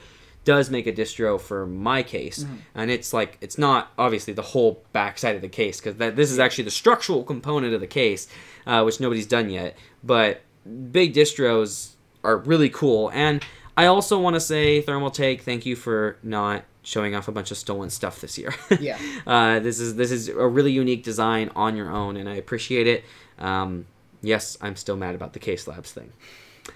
Rip Case Labs. So anyway, moving on to the next most interesting thing that I saw there that I might actually pick up is they made a generic 360 millimeter distro plate. So it mounts to 3 120 millimeter fan mounts, which to me this is just personally a huge deal, and I'm probably going to end up going with this. That is something that we really needed more of in this industry. Is we have a lot of cases that have custom distribution plates made for it, but if you want a distro because you think it looks great but nobody makes one for your case yet, you're stuck to either going to a machine shop that can make acrylic parts like that or not doing it. Or there's also the issues of a lot of them are out of stock. Like, I cannot find the one for my N3 Elite anywhere. It's a little frustrating. This 360 millimeter, stick it in there. You'll be able to fit it in weird configurations in cases and stuff like that too. Yeah. So I think it's a great idea, and I don't think it was talked about enough. I actually think it's a bigger deal than people were making there, because in the water cooling community, it's hard when you need a case specific part and nobody makes it. Yeah. So Yeah. impressed with that. Elgato did a thing. This was interesting. Yeah, so Elgato's had a 4K 60 capture card for a while now. That was PCI Express. And they announced a 4K 60 USB 3 capture card. Not even like 3.1 Gen 2, but like just 3.1 Gen 1. I guess the HEVC. HEVC. I couldn't talk. And I'm guessing the HEVC compression that they're doing is just good enough to work over 3, but that kind of blows my mind. I expected that they were waiting for more people to have 3.1 Gen 2 before releasing this, because that's on a lot of consumer desktops now. But no, they just figured it out and did it. And it's $400, which is not bad. Yeah, it's the same price as the 4K 60 internal card. Yep, and it's actually got more features and more hardware. Yeah, this is especially great for YouTubers that go to gaming events, because it's got a built-in SD card capture. And so you can literally take it to an event, just pop in an HDMI cord from the console, pass through to the monitor, and that's it. And also for consumers that want to record 4K, you can. It's easier on them. You know, especially if you maybe have your home theater set up with consoles somewhere else, and you don't want to buy a laptop or bring your desktop over there to do recording. Yeah. You just do this, and then you got the footage you need. Yeah, Aver Media, who makes as well an internal 4K 60 capture card that does HDR, which the Elgato one doesn't capture in. Right. The Elgato internal one. Which this one does capture HDR, though. Yes. Yeah, which is really cool. So it's actually better than that internal one in a lot of ways. Aver Media is also teasing that they're releasing an external one this soon. It'll probably be cheaper. Yeah, my guess is it'll also be $300 like their internal one, which would put their stack at $100 cheaper than Elgato's. That would make sense. It probably won't have the SD card recording, though, I bet you. Yeah. Yeah, so it's probably going to be... how many people buying these actually would utilize that? Probably not a lot. Yeah, and if you need it, you're probably willing to spend $100 for it. Oh, yeah, for sure. Yeah. I will wait till the Aver Media one comes out, but I've been hoping for a 4K cap card. because I don't have enough PCIe slots in my setup, and I would like to capture my ultra wide. And AverMedia has talked before with their current 4K one that they're committed to making monitor profiles for weird resolutions and stuff like that. So I'm excited. Maybe I'll grab one at some point, but I'm definitely going to try and wait for the AverMedia one to come out. Something I really wanted to talk about was EVGA's new audio card. So new audio spelled NU audio. They talked about this a while back. They had their new audio that came out, their new audio PCIe card. It got pretty good ratings, pretty good reviews. It actually does sound pretty good. It kind of breathes some new life into the PCIe sound card business, because since the Asus Zoner Essence, there hasn't really been much. Yeah. So I'm glad that they did this, and this year is the new Audio Pro. And there's actually two separate cards that work in one, so it's kind of like what some of the Creative Labs has done before. The new one is very similar to the old design in terms of the internal componentry. It's still using the XMOS X-Core 200 DSP. It's got the AKM AK4493 DAC and AK5572 ADC, as well as other components. I won't just keep naming components that make no sense to anybody. You don't just want to read off letters and numbers. You could just make stuff up and people would believe you. You could just be like... This is what I don't like about the audio. Yeah. I'm an audiophile, but the audio industry is so bad with, like, here's our DAC, and it's like AW48973KH-hi-fi, and I'm like, just stop it. No, I'm going to call mine the ZED420. And that just... I want to call something... I want an actual product to come out that's ZED something in the name, just so that people in other countries have to call it the ZED. Or well, wouldn't it be the... A lot of other countries pronounce it Z. Z, yeah, so it would be ZED, yeah. Which is just Z. I love it. I think that's amazing. So anyway, it's got RGB, of course, but I am kind of pissed off at you, EVGA, in terms of style, and you need to fix this. Again, with the companies, and Asus learned this, Acer learned this, why the hell are you coloring with a permanent color that you have to match to and then putting RGB on it? Especially orange. It's like an orange-red metal look. Nobody's gonna build a PC around the audio card. I get it with GPUs sometimes, where they do like you have the waifu edition frickin' card that came out. Somebody might build a waifu PC around that. Nobody's gonna buy a sound card and build an orange PC around it. That's something else we have to talk about in this. Go ahead. Okay, we will. So, I'm really mad at you, and you guys need to fix that, or debrand. Can you please debrand this and fix it? Because that is a huge problem. I personally, even if I had enough slots, would absolutely not at all buy this card because of the color. Pisses me off. You can probably tell. Anyway, back to the card and the actual stuff that I'm happy about that's interesting. So, like I said, the main audio card is mostly mostly the same, not mostly different. It's $200 for that main board, and $120 for the add-in board. So they are doing an add-in PCIe board, so it's another PCIe slot, like Creative Labs has done before, where you have 7.1 channel outputs. So you actually have full 7 outputs, which is great for surround sound setups and just being able to do more with your PC if you have different speaker sets, different sound bars, different headphones hooked up for different stuff. And depending on how good their drivers are, those ports can be used for a lot of various stuff. So I'm glad they're doing it. They must have sold enough of the first one that they're happy about it and want to do this. Now, the EVGA CEO is an enormous audiophile. He collects like high-end audiophile equipment. So he probably is just like, we're just going to do it. I don't even really care if it sells that well. But also, anybody that wants a sound card is going to buy it from them. Except if it's orange. So you guys really need to fix that before you launch this, please. Yeah, make it pink. That would still be better. There's more pink PCs than orange dedicated PCs. Yeah. Like it's like a burnt red orange. So you couldn't just do it like a regular orange to match it, or a regular red. It's got to be a very specific color around it. So, whatever. And then the next thing that I personally really like, and I showed you and you thought it was pretty cool, Vizio announced a bunch of new soundbars, but the important one literally has parts of the speakers rotate depending on whether or not you're doing like Atmos or DTSX signal. It's pretty cool. Or if it's a stereo signal, then they rotate back to face you.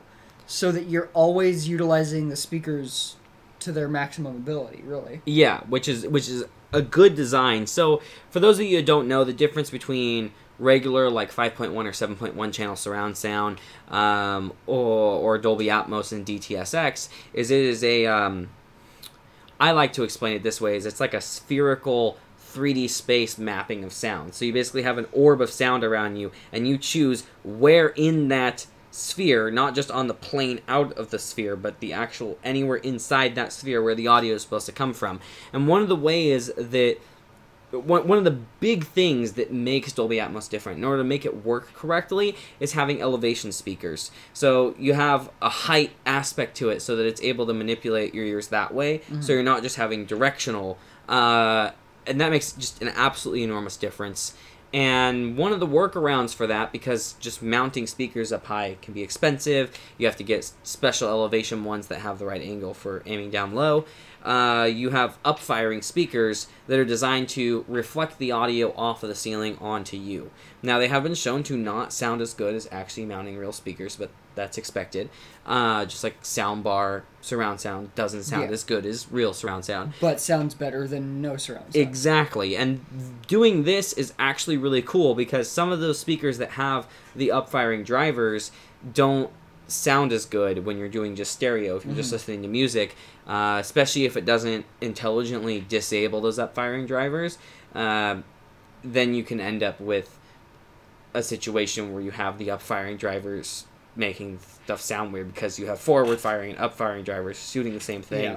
Weird stuff can happen. Now, it's still kind of a niche issue to solve because most of those speakers do have separate connections for those up-firing and front-firing, so the receiver can understand it.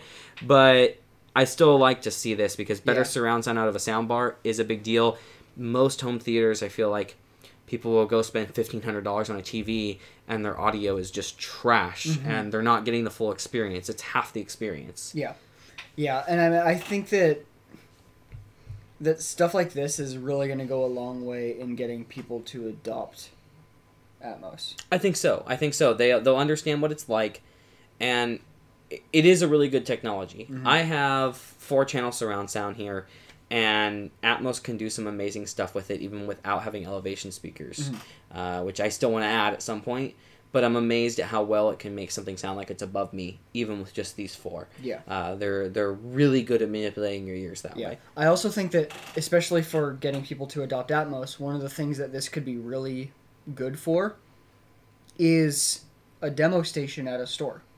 Because normally when, let's say, you're at the Magnolia portion of Best Buy, if you listen to Atmos speakers and then you listen to non-Atmos, it's different speakers. You're not just getting the elevation and stuff, you're also just comparing completely different speakers. Well, they could have a demo where they could have like a movie playing that supports Atmos, but then they could alternate between Atmos and stereo signals, and the speaker would automatically rotate them. And they just, so all of a sudden they get that depth and know what it's like and realize what they're missing, which is part of what convinces people to spend the money on it. Because a lot of times it's not even that they don't want to spend the money, it's that they don't know that matters. They should, they're like, oh, I just throw a sound bar and I'm good, right?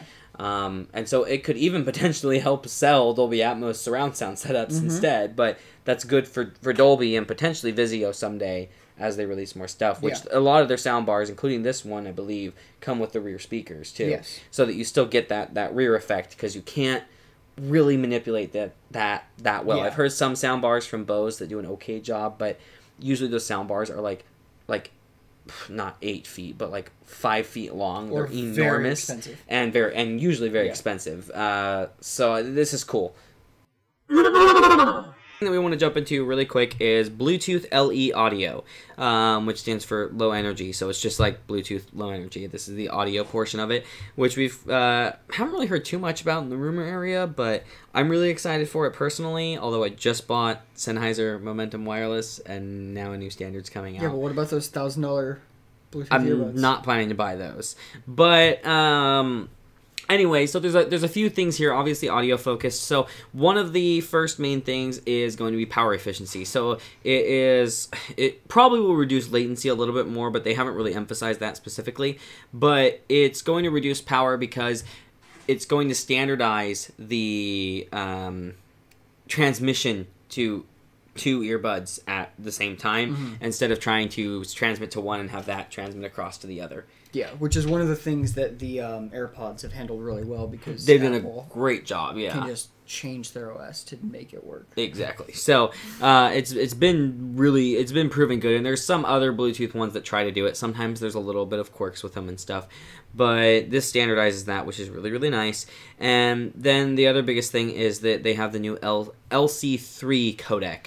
Instead of the old one they were using was SBC, and this is LE3. Sorry, I had that wrong. So SBC was the old codec that was kind of crappy. Bluetooth audio has been kind of crappy for a while, even on higher end headphones. It's I feel like it's impressively good for what it is, but you still know it's not very great. And this new LE3 is going to be a substantial improvement.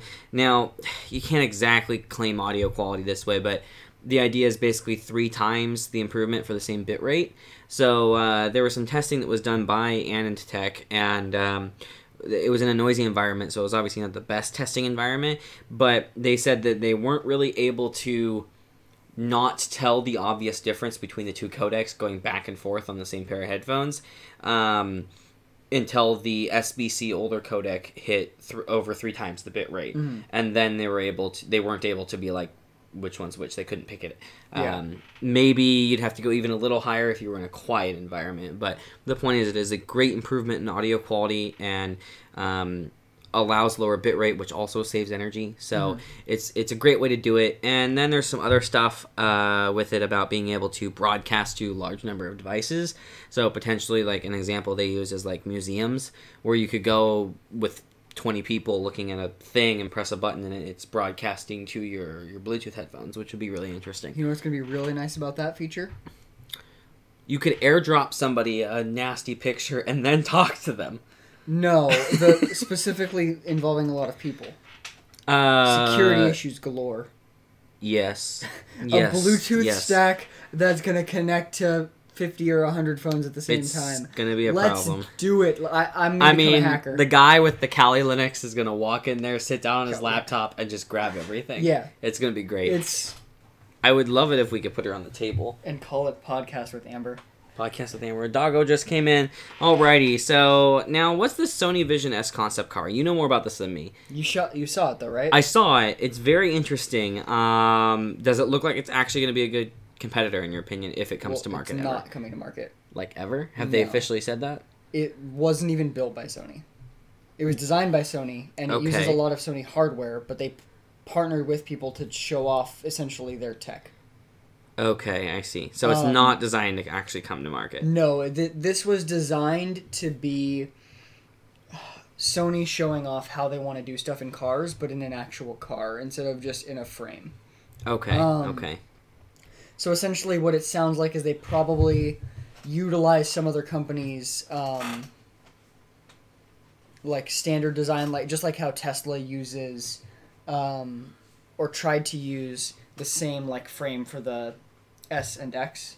Oh, right. They're going to do that for the 3 and the Y. Yeah, exactly the same.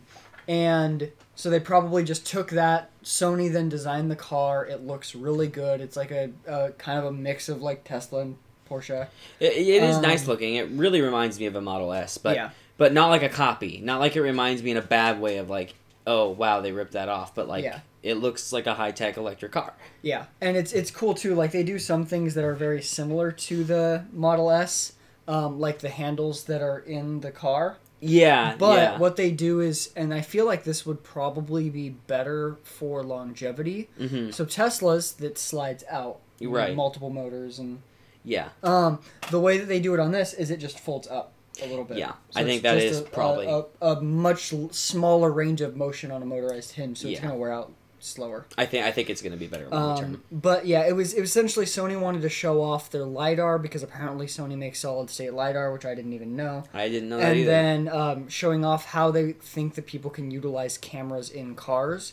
This was both for external capture for driving, like for self-driving, as well as internal capture for things like detecting awareness for non-full self-driving cars. Not now, Amber. Not now. You're a goofball. So for things like, for example, with Teslas, if you're in the self-driving mode right now and you don't hold on to the steering wheel or at least touch it every so often, Yeah. it will like beep at you to get you to pay attention. Mm-hmm. Well, theoretically, what Sony wants to do is make it so that you could have a camera looking at you, and if you are touching the steering while you're on your phone, it would know that, and it would still tell you to pay attention. And potentially... But then if you're not touching the steering wheel and you're actively engaged, then you wouldn't need to just touch the steering wheel for the sake of touching the steering wheel. Yeah, okay, that's cool. So they've got some ideas here to show off. And yeah. They're probably hoping GM or somebody buys personally don't like this whole push. It's not just Sony, it's a lot of companies, to have cameras in the car watching everything you do and using AI to detect emotions and what you're looking at.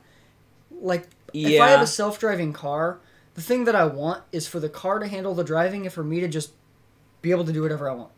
Right. No, I get you. And even it's like if I'm working, why does my car, like, let's say I'm working on a laptop, why does my car need to analyze my emotions while I'm doing that? Yeah. Like, no, I don't want that feature. The idea of self-driving is so you shouldn't have to care, and if they try and get that in there too early, it'll stick around, which is like shitty. So, and the other thing is, it's one thing to have infrared dot detection for falling asleep or something like that, which has been around for a while. It's another thing to have an actual full color spectrum camera looking at you.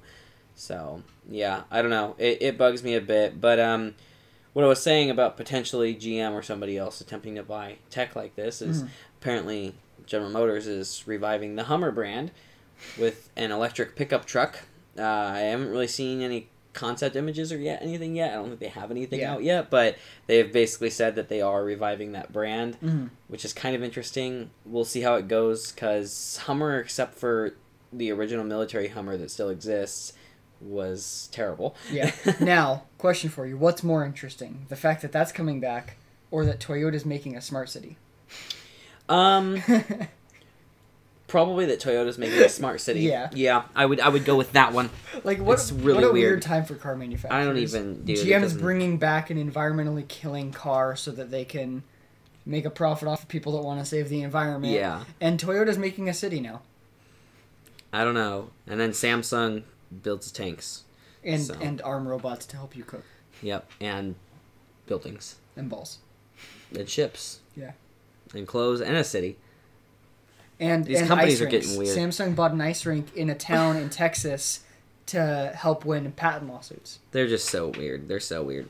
So now we are in finally the tiny news section, which is going to be extremely short because there's three things in our short. Deal. Yeah, but I mean, this podcast is approaching like 3 hours, so I think I'm okay with that. A lot of editing ahead of me. So this OnePlus concept phone that's kind of dumb. Yeah, so essentially think of it as a OnePlus 7, but the back camera, the glass over it, can change so you can't see the cameras. Like, it just gets darker. Yeah. Just like the Mercedes-Benz or not Mercedes, the McLaren that MKBHD showed off that had the variable. And then it has an ND filter.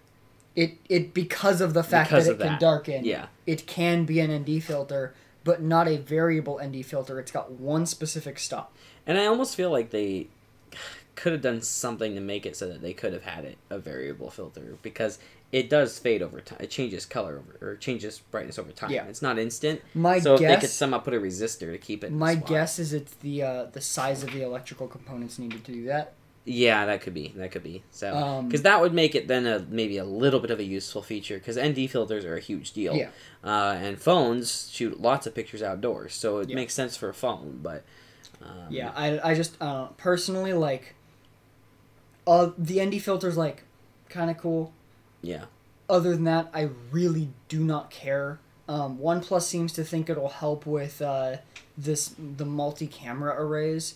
But the only time I've seen people really make big deals about the multi-camera arrays are when they look really stupid, and you can just fix that by just placing them in a different spot. Yeah, because most of them have actually looked kind of high-tech and cool. Yeah. Like, Apple's looks good. Even Samsung's new really big one Did you see cool looking. Yeah, but did you see the one that's going to be, like, 5 cameras, and they're not in, like, a consistent spacing. Yeah, and it's like it looks so stupid. It's so stupid. Like camera. Well, didn't camera. I think which is so and it's actually going to take amazing photos, but it's still stupid looking. And like then there's a picture I saw online that showed the lines of the cameras, and oh my god, it just looked painful to look at. Yeah, it's not nice. And then Motorola I think they were the ones that did the weird like 5 cameras in a ring, which looks stupid. And then somebody else, I swear, did cameras in like a plus shape or something like that. And it's just like, it's bad. But you put them in a square, or you put them in a line across the phone or a line down the phone. It looks pretty good. Yeah. So I don't know. It's whatever. But hey, OnePlus made some amazing stuff last year. So since they're just showing off interesting tech, they probably have something in the works. Yeah. They just released a 5G phone. Like it's and not time for a new phone yet. The OnePlus 8 is probably coming in the next few months. Mobile World Congress or something like that. Yeah. And it sounds like they are going to finally release on Verizon with millimeter wave 5G built in. So. Okay, that'd be cool. Still not useful till Verizon does more, but yeah. Next up, you cover this one completely. Yeah, so this is the most interesting tech topic: pork and sausage. I want to end it there because that'd be hilarious, but I'm not going to. Just move on. So, Impossible, who makes the Impossible Burger, which is a pretty close to beef tasting burger that's not meat at all. They've announced their next 2 offerings, which is pork and sausage. Now it's going to be ground pork competitor because that's pretty much how you have to make fake meat right now. Yeah. And so pork really I don't think is going to be that big of a deal in the US. How often do people use ground pork? It's like pulled pork and stuff's a thing here commonly, but ground pork. But where this is really going to be a big deal is Asia. China eats a ton of pork. Yeah, they do. They have a lot. There's pork shortages. Their pork is like our chicken. they're having pork shortages, and then on top of that, the trade war is making it even harder to get our pork, and they're not buying as much of our pork.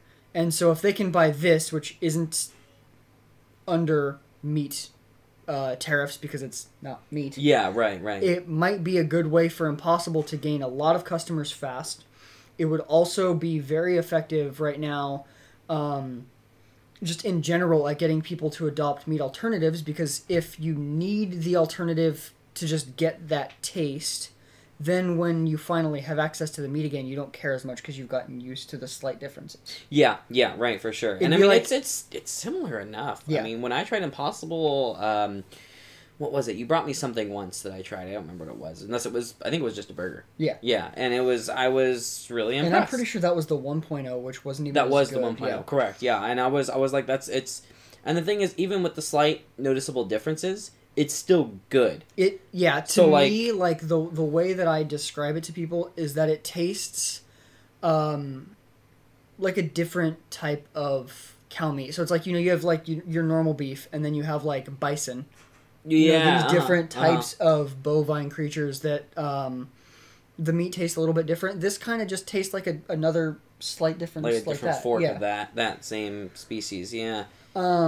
And then the sausage is the other thing that you might actually see in products soon, because Burger King is going to have Impossible sausage breakfast sandwiches. And this stuff's great for fast food because it's not the crap quality, horribly treated beef and stuff that you end up with. It's not any different than if you bought it in the store and cooked it yourself at that point.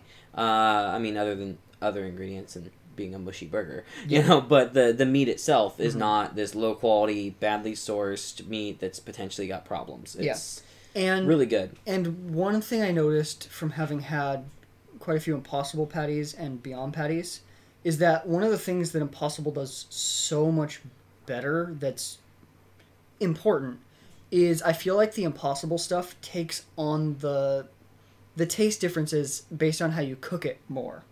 For example, I don't think that the Beyond patty at Burger King would taste as much like Burger King as the Impossible patty. I see what you're saying. That flame grilled, like you taste Burger King burgers. Yeah. They have like a distinct thing from how you could tell it from another. Yeah. And the Impossible takes that really well. I don't think I've had any Beyond patties that taste so much like the place that I'm eating at. Right. Okay. That makes sense. I'm excited to see Impossible expand beyond is seemingly just going in a completely different route. They're working on things like chicken, but not like ground, but like fried chicken. Yeah, now that will be interesting. That will be interesting. I'm personally excited to try that because chicken is what if anything, if you want to look up anything about this, look up like a video of the pork being cooked. Because one thing I think is really cool about the Impossible stuff is that it looks like it's cooking just like the actual item. Yeah, right. Okay. Okay. Well, I need to try one of Burger King's Impossible Burgers. I got to do that. Yeah. I haven't had one of those. They're pretty good. Yeah. You've got to get it when it's like, it's one of those things I feel like it tastes much more similar, both with cheese on it. Like it's just much more noticeable that it's not an Impossible, or that it is an Impossible Burger with no cheese. Okay. And then also, don't take it home to eat it or get it delivered, because if it's not as hot, it also, I've noticed, doesn't taste as good. Okay. Okay. That makes sense. Okay. And then the last little fun topic is, and this will mostly be B-roll for you guys to look at the beauty, but InWin released a case called the Butterfly, or the other name is DA or D. I don't know how you say it. It's DIEY, which means butterfly in another language that I already forgot what language it was. This is a $14,500 computer case. Just the case, doesn't include anything else. Now it is kind of in some ways a smart case. It has voice control. You can put Amazon Echo in it, so that you can ask it to do things around your house. So if you want your PC to spy on you even more than Windows 10 does, and you're willing to spend $14,500 instead of just sticking an Echo in your case. Yep. Or you could also spend that $14,000 on an actually powerful computer. Or you could spend that $14,000 on Echoes everywhere. Yes, this is true. So it does have voice control, though, for changing its own colors and stuff like that, and all the little panels on it move to look like they're flapping. It's actually an incredible case, and I can see why it's expensive. Almost nobody's going to buy it, but as it goes with this kind of stuff, and this is the same with the car industry and stuff, is InWin showing off a flagship amazing product that they don't plan to sell basically any of, but they can trickle down the ideas of it into other cases, because if people see this and say this is terrible and stupid, they won't put it in the cheaper cases and make less profit off of it. So it makes a lot of sense. The other thing with stuff like this too is that they can sell, like if they make these just to mess with the tech and then they sell one or two of them, that's fine, because you know what else people spend a lot of money on that's kind of just a display thing? Art. And you know what this is? This is pretty much just a piece of art. Yeah. I mean, and I personally do think it is really, really good looking. I mean, it's unique. It's really unique. So I will... And the only reason it's only $14,000 instead of millions like art is because people don't launder money through PC cases yet. Yeah, it'll happen. We're getting there, guys. Yeah. Considering we have a minute left on our recording and we're hitting on about 3 hours, is good timing. So thank you everybody for watching. That was WordCast 71, our longest WordCast yet. Lots of news. CES had a whole bunch of other stuff that we didn't cover. This is the hardest convention roundup I think we've had to do. There's so much stuff that I had to read the article and go, no, you can't put it in there. It's too long already. So that was a lot of information. I hope you guys enjoyed it. We'll start trying to do this more often. I'm trying to post videos a lot more often too. I've got a detailed channel update vid coming out soon. Potentially next week. I've got some stuff coming out. We'll see. But I've got other video projects already filmed and in the works. So you guys will be seeing content at least for a while. And just don't forget to like and subscribe and leave a comment down below. Let us know what you think. And we'll try to also start getting this podcast up on audio-only podcast places so that you guys that like to listen can just listen. Yeah. So, without YouTube Red. Or Premium or whatever they want to call it now. Or YouTube Advanced if you have a rooted Android phone. Yep. Have a great night, everybody. Thank you.